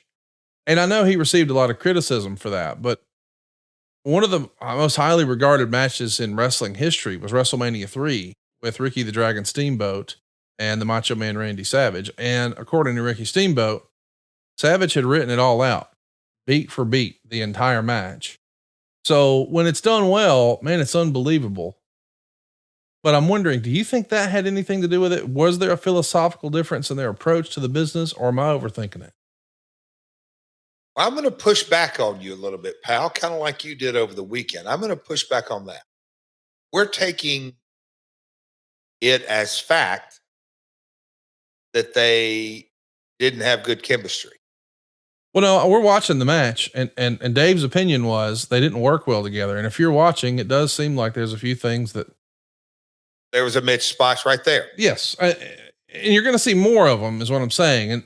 And I know some of that is just reps. I mean, I'm not a wrestler, but I would imagine like if you're working the towns and working all the house shows, by the time fans see it on TV, you guys have it figured out, I would guess. And you could say, hey, let's start like we did in Cincinnati, but finish like we did in Des Moines.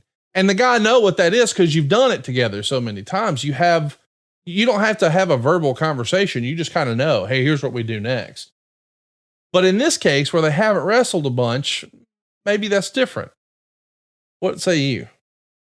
My gut tells me, and watching and everything, you've got Russo, who will tell you he's not an agent producer. He wants his story involved in this match. DDP wants to do move per move. Awesome. Like you said, his training, I'll say Japan, big spots, big moves, big high impact. So at the end of the day, who was their agent? Who was their producer? Who was their quote unquote referee in the back who got to kind of say, hey man, let's jive this over. Also, we have no idea. Did they have 30 minutes to go over their match?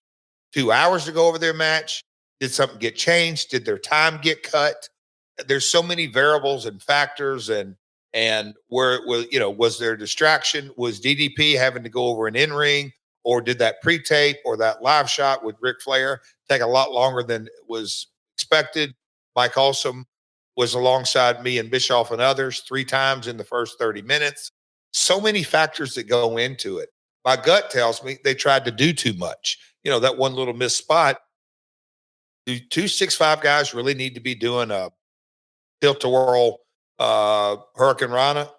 Probably not. Was the match bad because lack of effort? Not at all. No. They tried to do too much, is my professional opinion. This is only the second time they've wrestled. They did it in April, so maybe 3 weeks prior to this, but they only went 2 minutes and 39 seconds in that one. This is their second matchup ever. Yes. And this is a stretcher match. They're going to follow up with a mixed tag and then they'll pay it off at a pay-per-view with an ambulance match in Baltimore at Great American Bash. Well, there's the story. They hadn't worked together. Scott Hudson is going to observe when Bischoff takes Page's hand and signs the divorce papers. In real life, Scott Hudson works in the criminal justice branch of the Georgia government. And he says on commentary something like, I don't think that'll hold up in court since there's videotape proof of the nature of him signing the papers. And anytime we sprinkle a little bit of real life in a show, it makes me chuckle. I love Scott Hudson. He went in the Georgia Wrestling Hall of Fame in the last year. So shout out to Scott, man. I wish he would. Oh, my man, one of my favorites, early TNA. You talk about being a glue. He was there, did backstage promos. He's a kind of a tall guy. We used to laugh and cut up. I'd say, Scott, spread your legs. I know that sounds wrong, but getting his legs wide makes him a little bit shorter on camera because didn't need him to be the tallest guy in the live shot. We're going to see your boy, Scott Steiner, come out and do an interview. And boy, it is an interview for the ages. I know we're not listening to the audio here, but I encourage everyone, when we get to that point, just pause our podcast for a minute and listen to Scott Steiner, because goodness gracious. There's signing of the contract. That looks legal. Yeah, that's fine. That's fine. Hey, let's make a note to make sure Big Pappy's interview gets on our socials. Oh yeah, we can do that. We'll definitely make sure. Yeah, that's a great call. Go check out on Twitter at MyWorldPod or YouTube. It won't be on YouTube. Okay. Got rules. You're right. Man, Kimberly here. That damn Diamond Dallas Page, he's a natural born salesman. Would you agree? Hell yeah. If he can sell DDP and Kimberly, I guess so. No, I'm kidding. I do DDP every morning. But yes. Do you really? Every morning. Take us through your DDP routine. DDP yoga routine. I do the and I BS. I didn't. I just kind of did it sporadically, a little bit here and a little bit there. But I was looking for something that literally my alarm goes off and I have the yoga pad. It's already out. It's there, and it's the wake up. It's a 14-minute. Literally, the track or the workout is called Wake Up, and it's a 14-minute deal that I do every morning. Roll out of bed and have done it. Even on the road when we have 5:30 a.m. flights, Karen will know that when my alarm goes off, she's got a few minutes before she's got to stir because I'm up doing my DDPY yoga. It's great. During the pandemic, when we couldn't go to the gyms, I did all kinds of hour workouts and 45-minute workouts, and it's really, really good because it builds strength but also flexibility. How would you describe the shirt that Scott Steiner's wearing here? That is a muscled up Chippendales straight off the Hot Topic rack. How would you say it? What's around Russo's neck? That watch earlier. Yeah. Was that another storyline? That's Flair's. They took Flair's watch off him. That's right. And you're about to call Mean Gene here geriatric slap ass. Oh, and he's going to tell you to blow it out and they cut the audio. And then you told him something like, don't piss me off or whatever. There you are though, with your guitar and the big gold belt wrapped around your waist. Look at that slapnut guitar. Shiny silver. That bad boy cost about $600-700. Do you have a preference? Straight out of Hollywood, that guitar is. Your favorite color guitars, are those the silver ones, the black ones, the red ones? You've had them in every color. Which I have now, the red ones really pop on TV. I do like the red and black. Silver and black's pretty cool. What's the rule of thumb for the proper amount of baby powder?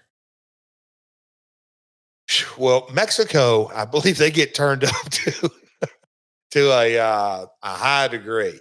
It's like anything else in life. You got to have a balance. Too much is too much. But yeah, just enough to have a little bit of an effect. Sometimes you don't use it at all because there's enough sawdust around it. Look at Big Pappy. Come on out. I like that you're calling him Pappy. Oh yeah. That's kind of the family name. That's my kids call him. Hey, Pappy, Big Pappy. That's hilarious. You can tell the Russo influence is all over this. I mean, we've seen Kimberly multiple times. I think she's had 4 appearances on the show so far. We've seen Miss Hancock, aka Stacy Keebler. We've seen Tori Wilson, and now we've got two scantily clad ladies here with the big bad booty daddy. As he's going to cut a pretty hilarious promo that you can see now over at My World Pod on Twitter. We got a couple of different comments here from our YouTube. I should hit. What says Goldberg was the hottest star in wrestling in 1998. He won the title July of 98 and lost it December of 98 and never got back. He got it back in WCW. How's that even possible when the biggest star only gets one title reign? Did you ever think that was odd that they were keeping the belt off of Goldberg? Or did you think maybe it made more sense to have him chasing? He's definitely the kind of talent. See, well, there's two sides to that. The first part of the question, or however it was, the first thought that came to my mind, why didn't he have another title reign? Bill wasn't a big politicker or in conversation mode. That just isn't his style. And the political maneuvering between, I'll just say, Bischoff and Hogan and Russo and Nash, and I just say other decision makers. And I don't mean that in a derogatory term as far as politicking. It obviously never came up in the cards. But Bill's a guy that, he's not going to give you a 25-minute match. I'm not saying you should have him. He had his most success, I believe, in the WWE is very, very short, structured, high impact move matches. But to be in the world title picture, I think the most successful reigns are guys that can have a match with anybody. And Bill, that isn't up his alley. He drew money different ways, is really what I'm trying to say. He didn't need the belt. And if he got the belt, I think it would pigeonhole him and the title. Tank Abbott just came in, snuck in behind Scott Steiner, and knocked him out cold with one punch. Scott sold it tremendously. Yep. Did you spend much time with Tank Abbott? Enough. I really like Tank. And Tank was a guy, and I don't know. I feel like he probably got painted with a bunch of bad brushes that, he can't do this and can't do that. There was a time in WCW when his music hit and Tank walked through the curtain. Everybody in the arena stood up. He was such a unique, kind of different presentation. Now, of course, over a short period of time, the wheels came off. It was a disaster. But what a unique character.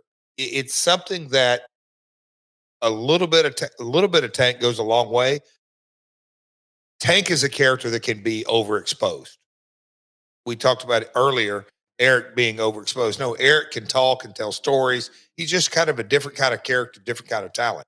But for absolute sure, Tank in small doses is good TV. Sting is making an appearance here with Mean Gene Okerlund. I wanted to ask you about Tank Abbott because he came in with an MMA background and obviously had been a star in the UFC. On the other channel, Ken Shamrock had done the same thing a few years prior. Do you think Tank Abbott's fate in wrestling could have been different if he wound up going to the WWF rather than WCW? Or was it going to be what it was going to be no matter where he was? Good question. Tank Abbott, would his career have been different in the WWE?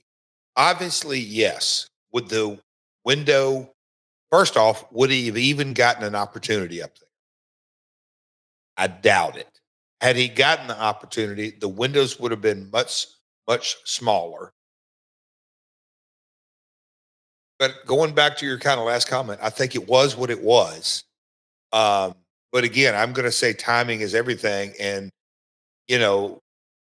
Tank's lack of professional wrestling experience was going to catch up to him just because the nature of the beast. But his lack of opponents, and I'm saying opponents built specifically for Tank, therein lies your kind of downfall.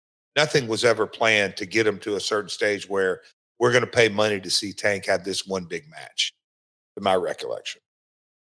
Real shit show happening in the ring here. Dave Pinzer's in the ring, and we've got 3 different tag teams. We've got the Mama Lukes, who are being managed by Disco Inferno.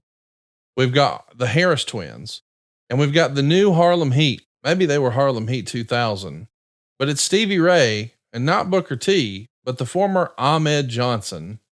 And then of course, here comes Chronic.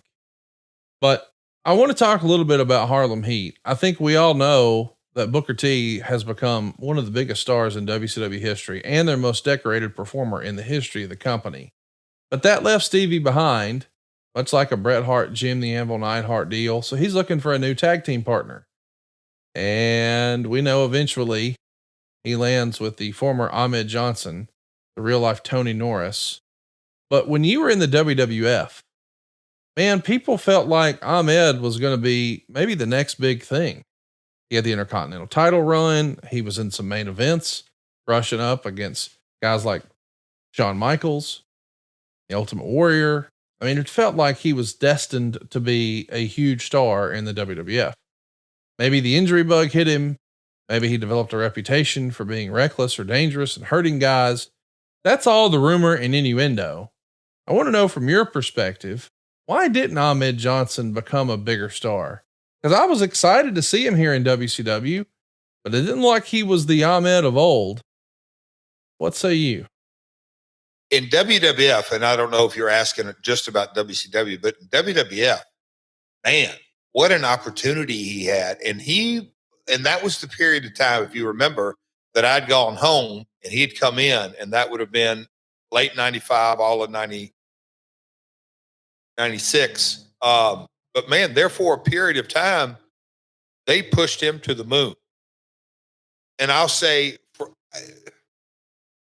was he, like we've kind of talked on here, too much too soon? Was he ready to have all that responsibility on him and be able to carry the load in that style? Obviously not. So I'll kind of say, at the end of the day, the cream always rises to the top, and in your in-ring abilities at some level they just put limitations on you. And Ahmed could get a reaction. He could do multiple power moves, but kind of put together a 25 minute match. I mean, he didn't want to sell my guitar, didn't want to sell my chair shot. And that was just in a little angle. Well, in a match, you got to be able to give and take, sell back. There's only one Ultimate Warrior, and that was with kid gloves. But later on, Warrior style just was a complete disaster. That's only a short window. We just talked about Goldberg. When you get into that no sell or very limited sell, it just limits everything. And as far as him being Harlem Heat, I had completely forgot that they had put him with Stevie Ray. And hindsight's 2020, but you're never going to follow Booker T. I think they'd been better off to repackage Stevie Ray and put Stevie and Ahmed in a completely new character. But when they walked out as Harlem Heat without Booker T, it was just that. Oh, there's Harlem Heat without Booker. Impossible to get over. What a segment we've got here. I mean, this is just wild. And it makes me think of this question we got from Mike over on YouTube. He says, what, if anything, did Jeff take away from witnessing the dysfunctional dying days of WCW? And how did he apply those lessons, if any, to running TNA later on? What, if anything, did Jeff take away from witnessing dysfunction at WCW? Well, goal alignment. Conrad hit it up at the very top. I think at the end of the day, in the Memphis territory growing up, we were forced because of financial terms that you have to really focus on one program, get that over, focus on the second program, then get that over. My dad would tell these stories in the very pinnacle of the Memphis territory. They had like 6, 7 angles that were really over. But he said it all started with getting Lawler's angle over. And then you could get a Dundee angle over, and then maybe a Dutch or a third single babyface. Then you get a tag. And, but you got to focus on getting one story over. During this era, and not for lack of effort, but and I'll say Russo and Bischoff.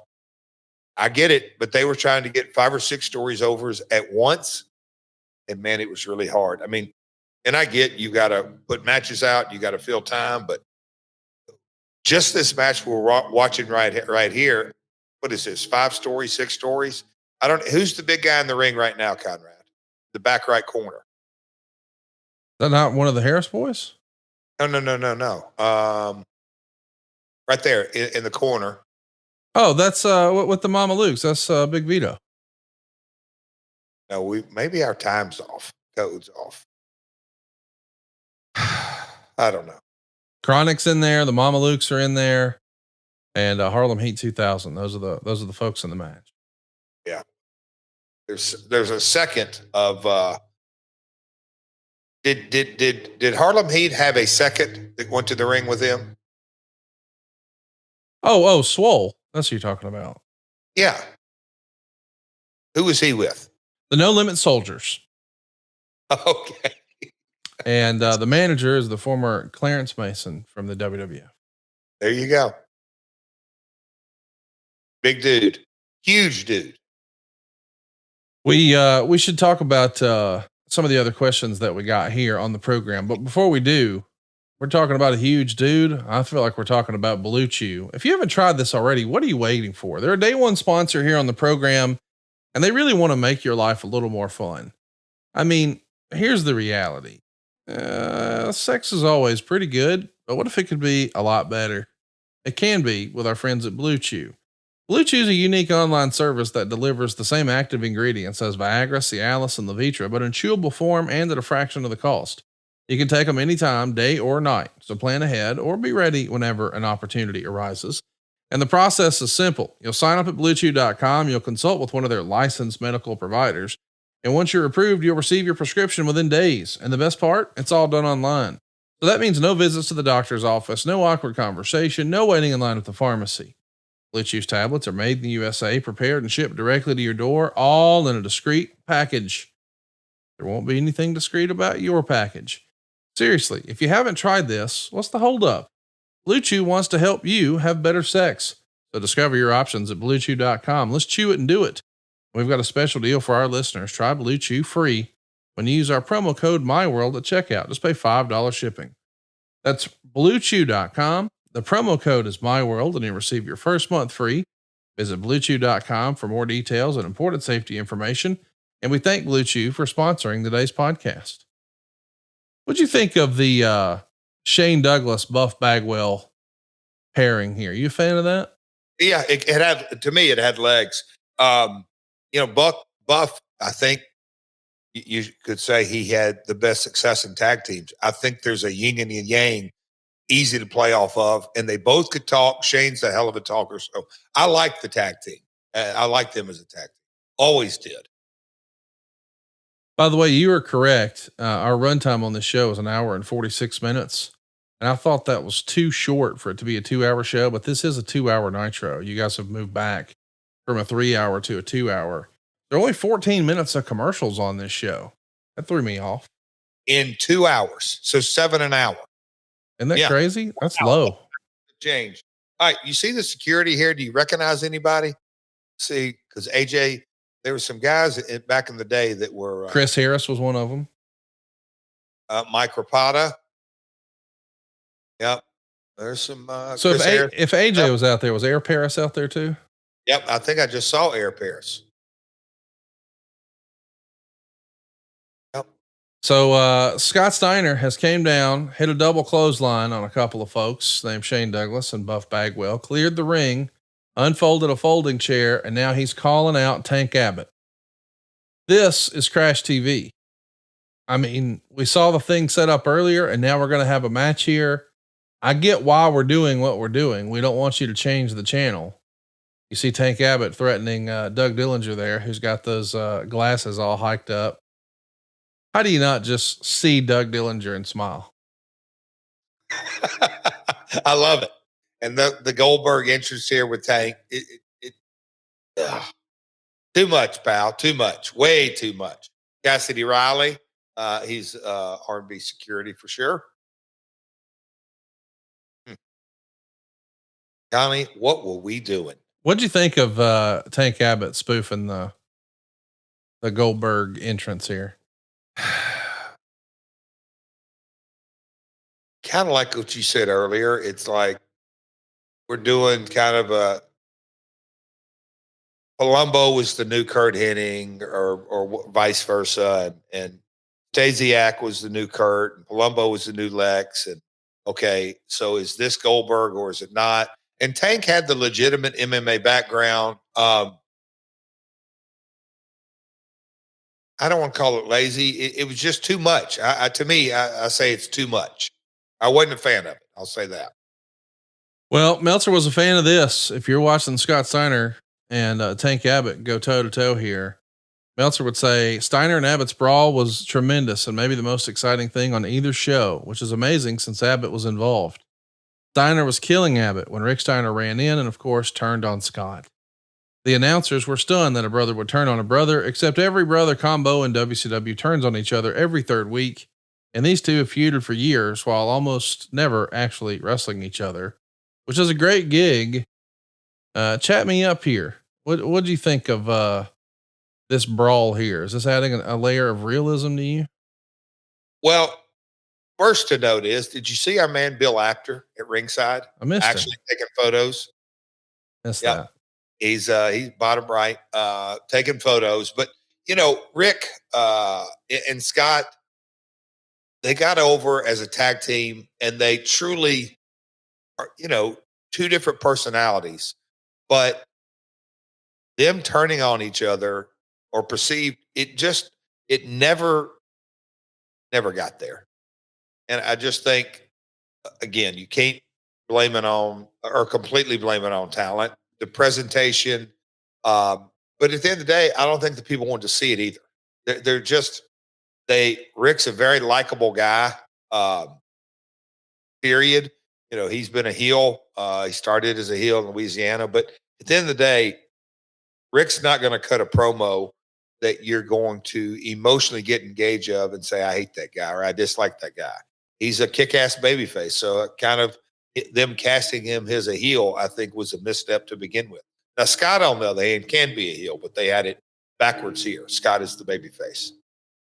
How funny is it after all these years, they still have a replay sponsored by Wendy's, and Wendy's is getting a little PR here on the Peacock Network. Another note to any potential advertisers out there, in-show content doesn't get washed away. So if you're just going to buy a commercial and a stop set and you miss it, it's gone forever. You sponsor a segment, you're in. Might be there 24 years later. Liz is walking to the ring now because Vince Russo has told her, you're wrestling a match tonight. And she was beside herself. She's not a wrestler. And this is actually going to be her first match against a woman. It's her second official match. She actually had a match with Ming back in November of 99 when Russo was starting to lose his shit, I guess. I mean, she's been around wrestling a long time. The idea of her having a match still seems ludicrous, but hey, she's a gamer. She's out here doing her thing. And the steps are, if Liz wins, she gets to go back with Luger and be freed of her contract. Mark Madden is going to explain that since Liz loses, she's going to get stuck with Russo. And then the ref calls for the bell when Medusa interferes. So that technically means Liz is the winner. Is that a little confusing for you? Yes. And I get it. Creative, Russo and team, they wanted to book a match with Liz in it, but it was so layered up and stepped up. We saw it earlier with the contract being signed with Blood and DDP, and very convoluted at times. Again, I was there, but I don't know everything behind the scenes. Like, what were they demanding on ratings? Look, they were in a true battle of their lives to get numbers up. So this was their idea of getting numbers up. Subjective, without question. Creative is subjective, Connie. And Medusa's got Liz by the hair. She's slinging her around for real. Oh, Medusa. She will whip some ass, won't she? Oh, no doubt. Liz is going to hit Medusa with a chair here. And it's written, this was tons better than it had any right to be. And it was because of Liz. And there is going to be one of the bigger stars in wrestling, Molly Holly with Medusa. She's one of the real, I mean, she's not called Molly Holly here, but that was her name in the WWF. But what a big, oh, I love the Andre spot with the hair. What a big find that was that people don't really talk about. I mean, but she's a WCW talent that when WCW goes down, boy, she became a much bigger star in the WWF. She knew the business, loved the business. To this day, loves the business. She took a hell of a guitar shot back in the day as well, but makes its round on X quite often. But no, she was trained. She understood it, but at the very top of it, she's got a passion for it, and it still shows through this day in the producing of her segment. Darth Torden over on YouTube says, does Jeff know if anyone used their creative control card to sit home during this time to avoid booking / new regime? I, for one, loved WCW 2000, 2001, especially the New Blood era. Do you remember anybody using creative control in this era? I mean, Brett, Hogan, Nash, they all, and I can't say they just threw the gamut down, but they all, to a certain degree, used it, was my understanding. Now, was I, have exact knowledge? No, but when you write a show, let me just say this, Russo and company writing a show. When you're writing a show and somebody on the paper on the list has creative control, that absolutely comes into your mindset, knowing I've got to go into a negotiation to have this discussion to get this guy to do that. That's why it's very, very difficult. And when you have two guys with creative control, forget about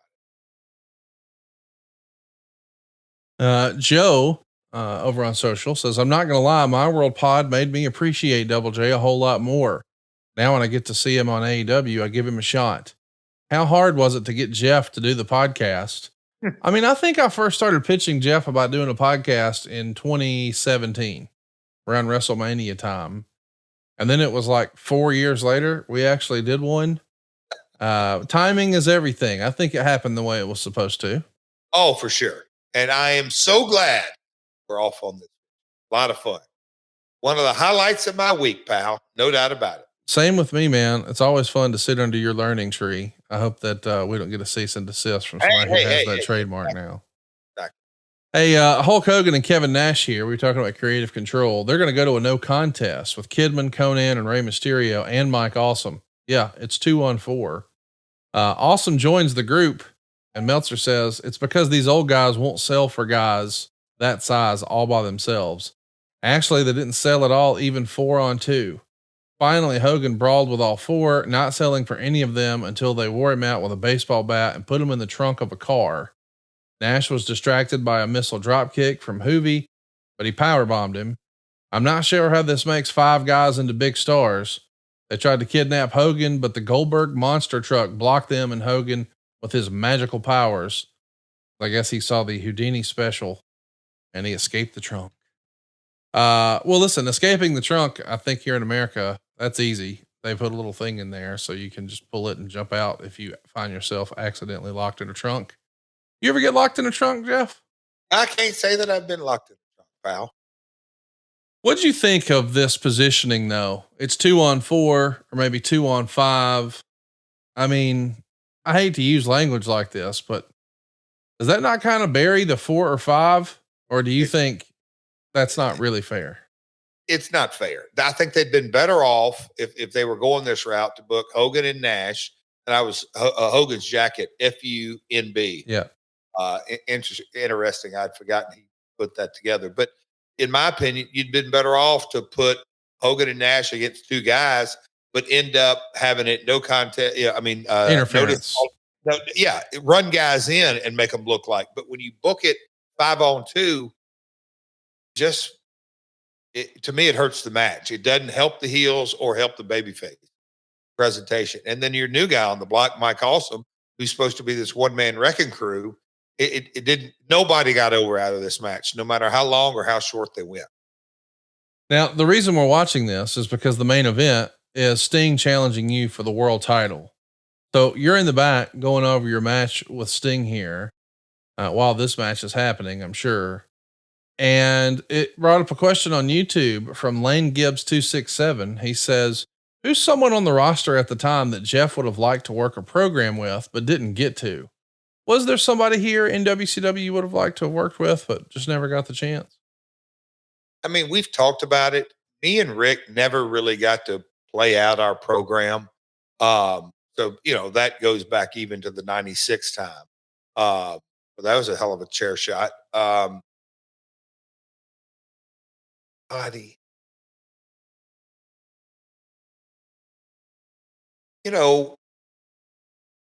Eddie Guerrero was on this roster. Ray obviously was on the roster. I mean, we could go down a list. And, during 2000, I worked with Nash. I worked Hogan. I worked Sid, DDP, Steiner.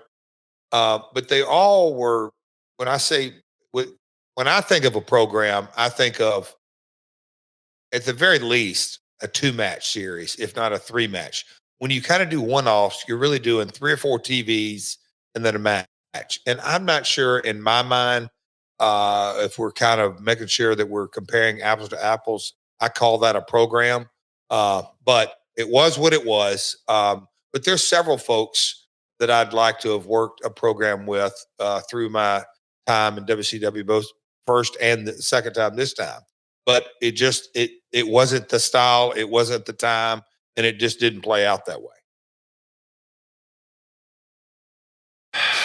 It's an interesting time as we see the filthy animals locking Hogan in a trunk, and they're going to try to speed away. And here comes the Goldberg monster truck. What'd you think of monster trucks in wrestling? Well, it is the demos overlap. But I remember, so what you just saw right there was obviously backstage. I'm on the next segment. And I remember kind of, we're in the TWA Dome, folks. If you hadn't been there, it's where the St. Louis Rams used to play. It is a football. It's massive. It's absolutely huge. So when you have 6,000 people in there, you're in one corner, pushed way down in the corner. So the backstage area is enormous. But I remember all this going on and lots of moving parts. And the monster trucks, done in small doses, yeah, I'm fine with it. But this goes to show you how hot WCW was, because they had a series of trucks that were on the monster truck circuit, a licensed program that WCW had with, I don't know if it was Phil, but whoever the monster truck promoters were. But yeah, Connie, this is all backstage, and here we go. Hogan, whoop, Goldberg truck comes out in front of it. But another little sponsored segment here. 1-800-CALL-ATT getting a spot right in the middle with the tie-dye NWO shirt. And then they're promoting their live events.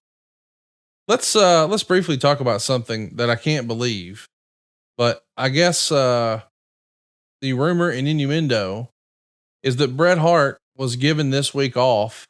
He didn't have to be in Kansas City or St. Louis. He was off because he was doing a deposition for the Owen Hart lawsuit, where Owen's family was suing WWE. And of course they had to interview Bret as a part of that. But allegedly WCW called Bret the day before the pay-per-view and asked him to come to Kansas City. Allegedly at the pay-per-view where we saw Canyon fly off the top of the cage, Russo's idea was, let's put Bret Hart in the rafters looking down into the building. That's the same building where his brother Owen died a year before. Meltzer would say, now, whatever they did with Canyon may be a debatable point. Putting Bret in the rafters in Kansas City is not. Have you heard of that before? That this was an idea or a consideration, putting Bret in the rafters in the same building where Owen passed? Never. I mean, I can't fathom Vince or anyone. I honestly don't recall that. If I did, I would have certainly said, why? I mean, why would you want to conjure up that kind of image? I don't know. You just wouldn't. even in the wackiest shock jock writing of TV, you conjure up maybe the worst disaster in professional wrestling history as far as for publicity is horrible. I just don't see it happening.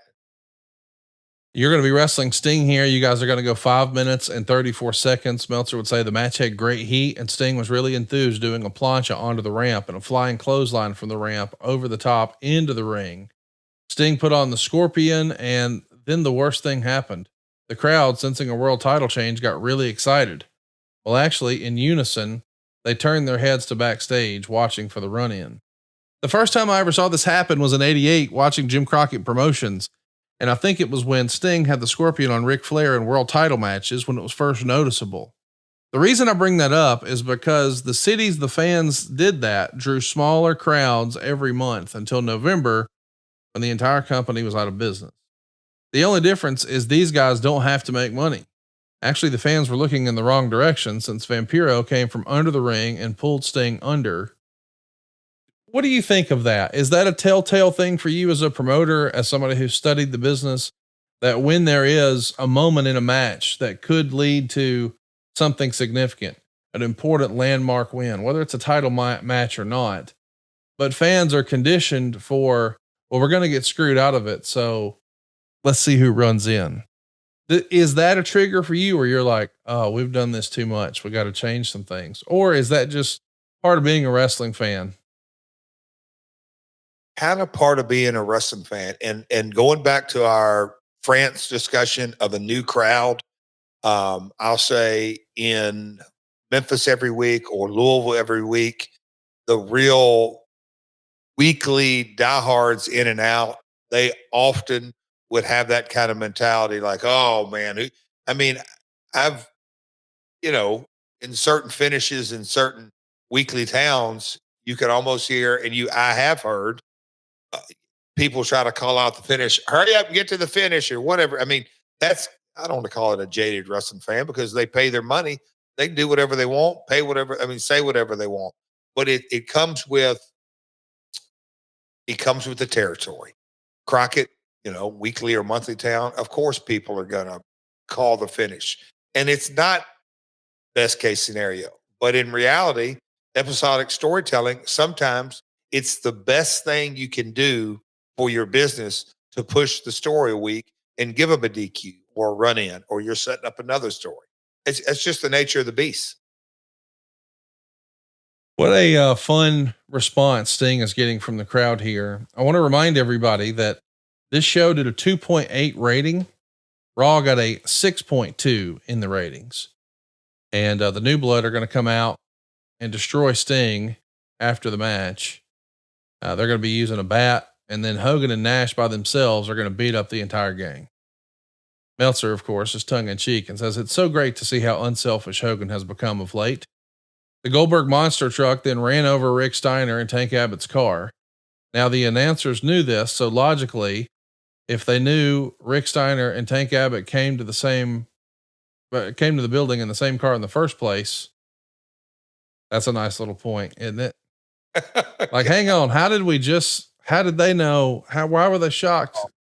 Look at Stinger at the top rope doing a plancha. He came with his working boots on. If you're watching along, Sting on the top rope dove out onto the ramp. We knew we were at the end, and you thought you were going to go there a couple of minutes ago. Me and Sting knew we were having to follow a lot of craziness, a lot of stuff. I'll just say that. And Stinger's so over. He comes with that kind of energy. A lot of fun. Now, when you said stuff there, that's because as a rule, you don't curse, right? Well, I try not to. But I'm just saying, if we weren't recorded right now and me and you were just hanging out, maybe you would have used a different word than stuff right there. Maybe. Cause listen, some of it was stuff and some of it was shit. By the way, we would love to hear from you. If you haven't already, check out our YouTube. It's free. And we want you to go hit the subscribe button, turn on the notifications bell. We're going to be going live before the month of May is out, and you don't want to miss it. It's your chance to interact with the Last Outlaw at myworldpod.com. That's myworldpod.com. myworldpod.com. You can also interact with us on social media at myworldpod on Twitter, Facebook, and Instagram. And if you're looking to advertise and get the word out about your business to a bunch of men that are 25 to 54 years old, no better place to do that than advertisewithjarrett.com. And I feel like I shouldn't have to say this, but I want to remind you, it's totally free to subscribe to our podcast on Apple Podcasts or Spotify, anywhere you enjoy podcasts. Hit the subscribe button. And if you think we've earned it, throw us a 5-star review. It really helps the algorithm. We would greatly appreciate your support. And again, our shows and our YouTube, totally free. But if you just can't get enough of all the content that we create here, we've got a bonus show, including live Q&As each and every month over at adfreeshows.com for my world, but also with all of my other podcasts. Like later this week, I'll be sitting down with our pal David Crockett and Kerry Morton. We're actually going to watch Dusty wrestle Ric Flair from the Crockett Cup way back when, in advance of this year's Crockett Cup. And you can be a part of that over at adfreeshows.com. When this is a great spot for us to go ahead and thank everybody for showing up to be a part of our live studio audience. I know Eric Green was with us, and Mike Hoop is with us, and Greg Jacobson, and Coach Rosie is always down to clown, and Kelly Cox is here, and greatly appreciate Josh Henney and everybody else coming out and hanging out with us. I see Bobby hanging around, and Denovius Mack and so many others. We greatly appreciate Doug Ritter and everybody else who is a part of our live studio audience. So thanks guys for that. And let's do a few questions here from that audience. Mike Hoop wants to know the 2000 version of Double J. So the version we're seeing right now versus the Last Outlaw, what we see on AEW every week. Who would win in a street fight, Jeff? Last Outlaw. Older, wiser, smarter. There you go. And you're not going to get anything over on the Last Outlaw because he's seen it.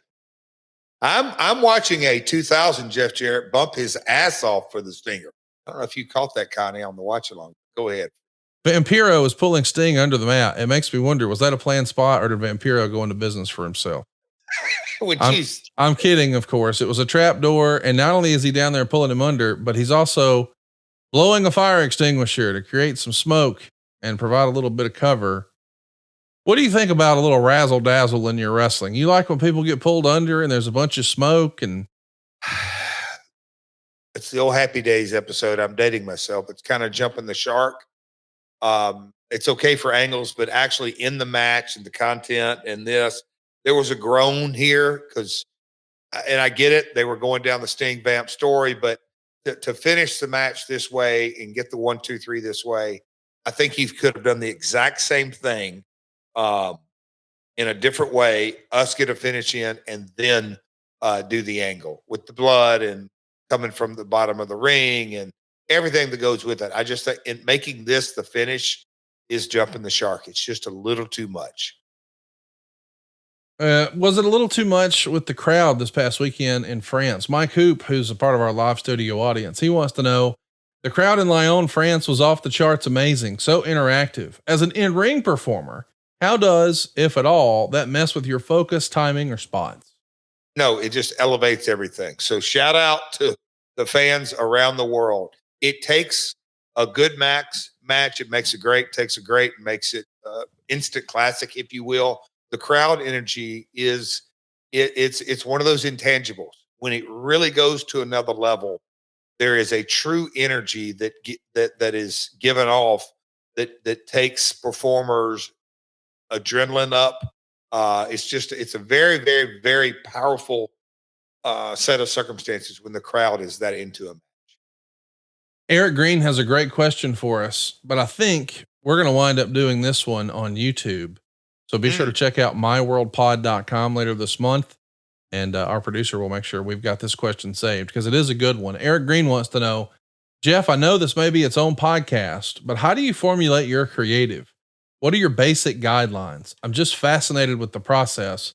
Jeff, that sounds like a hell of a bonus episode right there. Does it not? I'm not sure I can give that away, pal. We'll have to figure that out. I can definitely give it doesn't involve monster trucks as we watch the Goldberg, a 1992 Lincoln, but no. Yeah, Formulate Creative, I will kind of give the very high points. Yeah, I'll get into it. That Conrad, that's damn sure a YouTube special. We got to put that behind the paywall or something. No, we'll do it for free on YouTube. So if you haven't already, go hit the subscribe button, turn on the notifications bell, myworldpod.com. The episode of Nitro goes off the air with the Goldberg monster truck squashing Tank Abbott and Rick Steiner's car, the old school Lincoln Continental or Lincoln Town car. This was a fun episode, man. I really enjoyed watching this old episode of Nitro. I think we should do more of these watch alongs. I think this is a fun format for us. And speaking of a fun format for us, I want to give a shout out to our producer on the show. Normally it's Marcus, but today is the debut episode on My World for Dave Silva. And today, believe it or not, Jeff, is a very special day for Dave Silva. Oh, it's his birthday. He's turning 49 today and he spent it with us. How about that? Happy birthday. Feliz cumpleaños. Oh, Dave, can we get a 3-shot? Sure. Can we get do a run in, Dave? Come on. Oh, look at, oh, there I am. Happy birthday, my friend. Thank you, buddy. Yeah, that's a huge shout out. And you've been cursed with us. So listen, My World listeners, if you like today's episode, just congratulate me and Conrad. Yes. Pat us on our, if you don't like it, say that effing Silva, he screwed the show up single-handedly. He's the trash. And if he's not careful, we're going to drag him out behind the elephant door and whoop his ass, leave him laying. I mean, Jeff's known for leaving people a bloody mess in parking lots. He's done it multiple times. What's an elephant door? Well, we'll find out that and a whole lot more next week, right here on My World. Peace. Hey guys, Eric Bischoff here. Now, if you need cash without the controversy, the team at SaveWithConrad.com can help. But don't take my word for it. Hi, my name is Richard Smith. I'm from Moss Point, Mississippi. One of my friends at work said I just been refinancing and my interest rate was 9%, and he said he got his for 2.3. So I said, well, maybe I should try. Got a hold of Diane. She kept in touch the whole entire time. We owned 2 houses, and we rented one out, and my renter quit paying, so we gave it back to the mortgage company. And because we did that, we had to wait 3 years for an FHA loan to go back through. The one thing that Conrad said on his podcast was, we'll never tell you no. We might say, not now, this is what we need to do, and we'll make sure we get it done. Well, prime example, 3 years. And when they say no money out of pocket, there's no money out of pocket. They figure it out. But like, she was so quick that, don't worry about this, I got this one. That's what impressed me the most. My name is Richard Smith, and I saved $700 a month with SaveWithConrad.com. And unlike the dirt sheets, these reviews don't lie. With over 1,000 5-star reviews, find out for yourself how much Conrad and his team can save you by checking out SaveWithConrad.com and do it today. NMLS number 32416, equal housing lender, SaveWithConrad.com.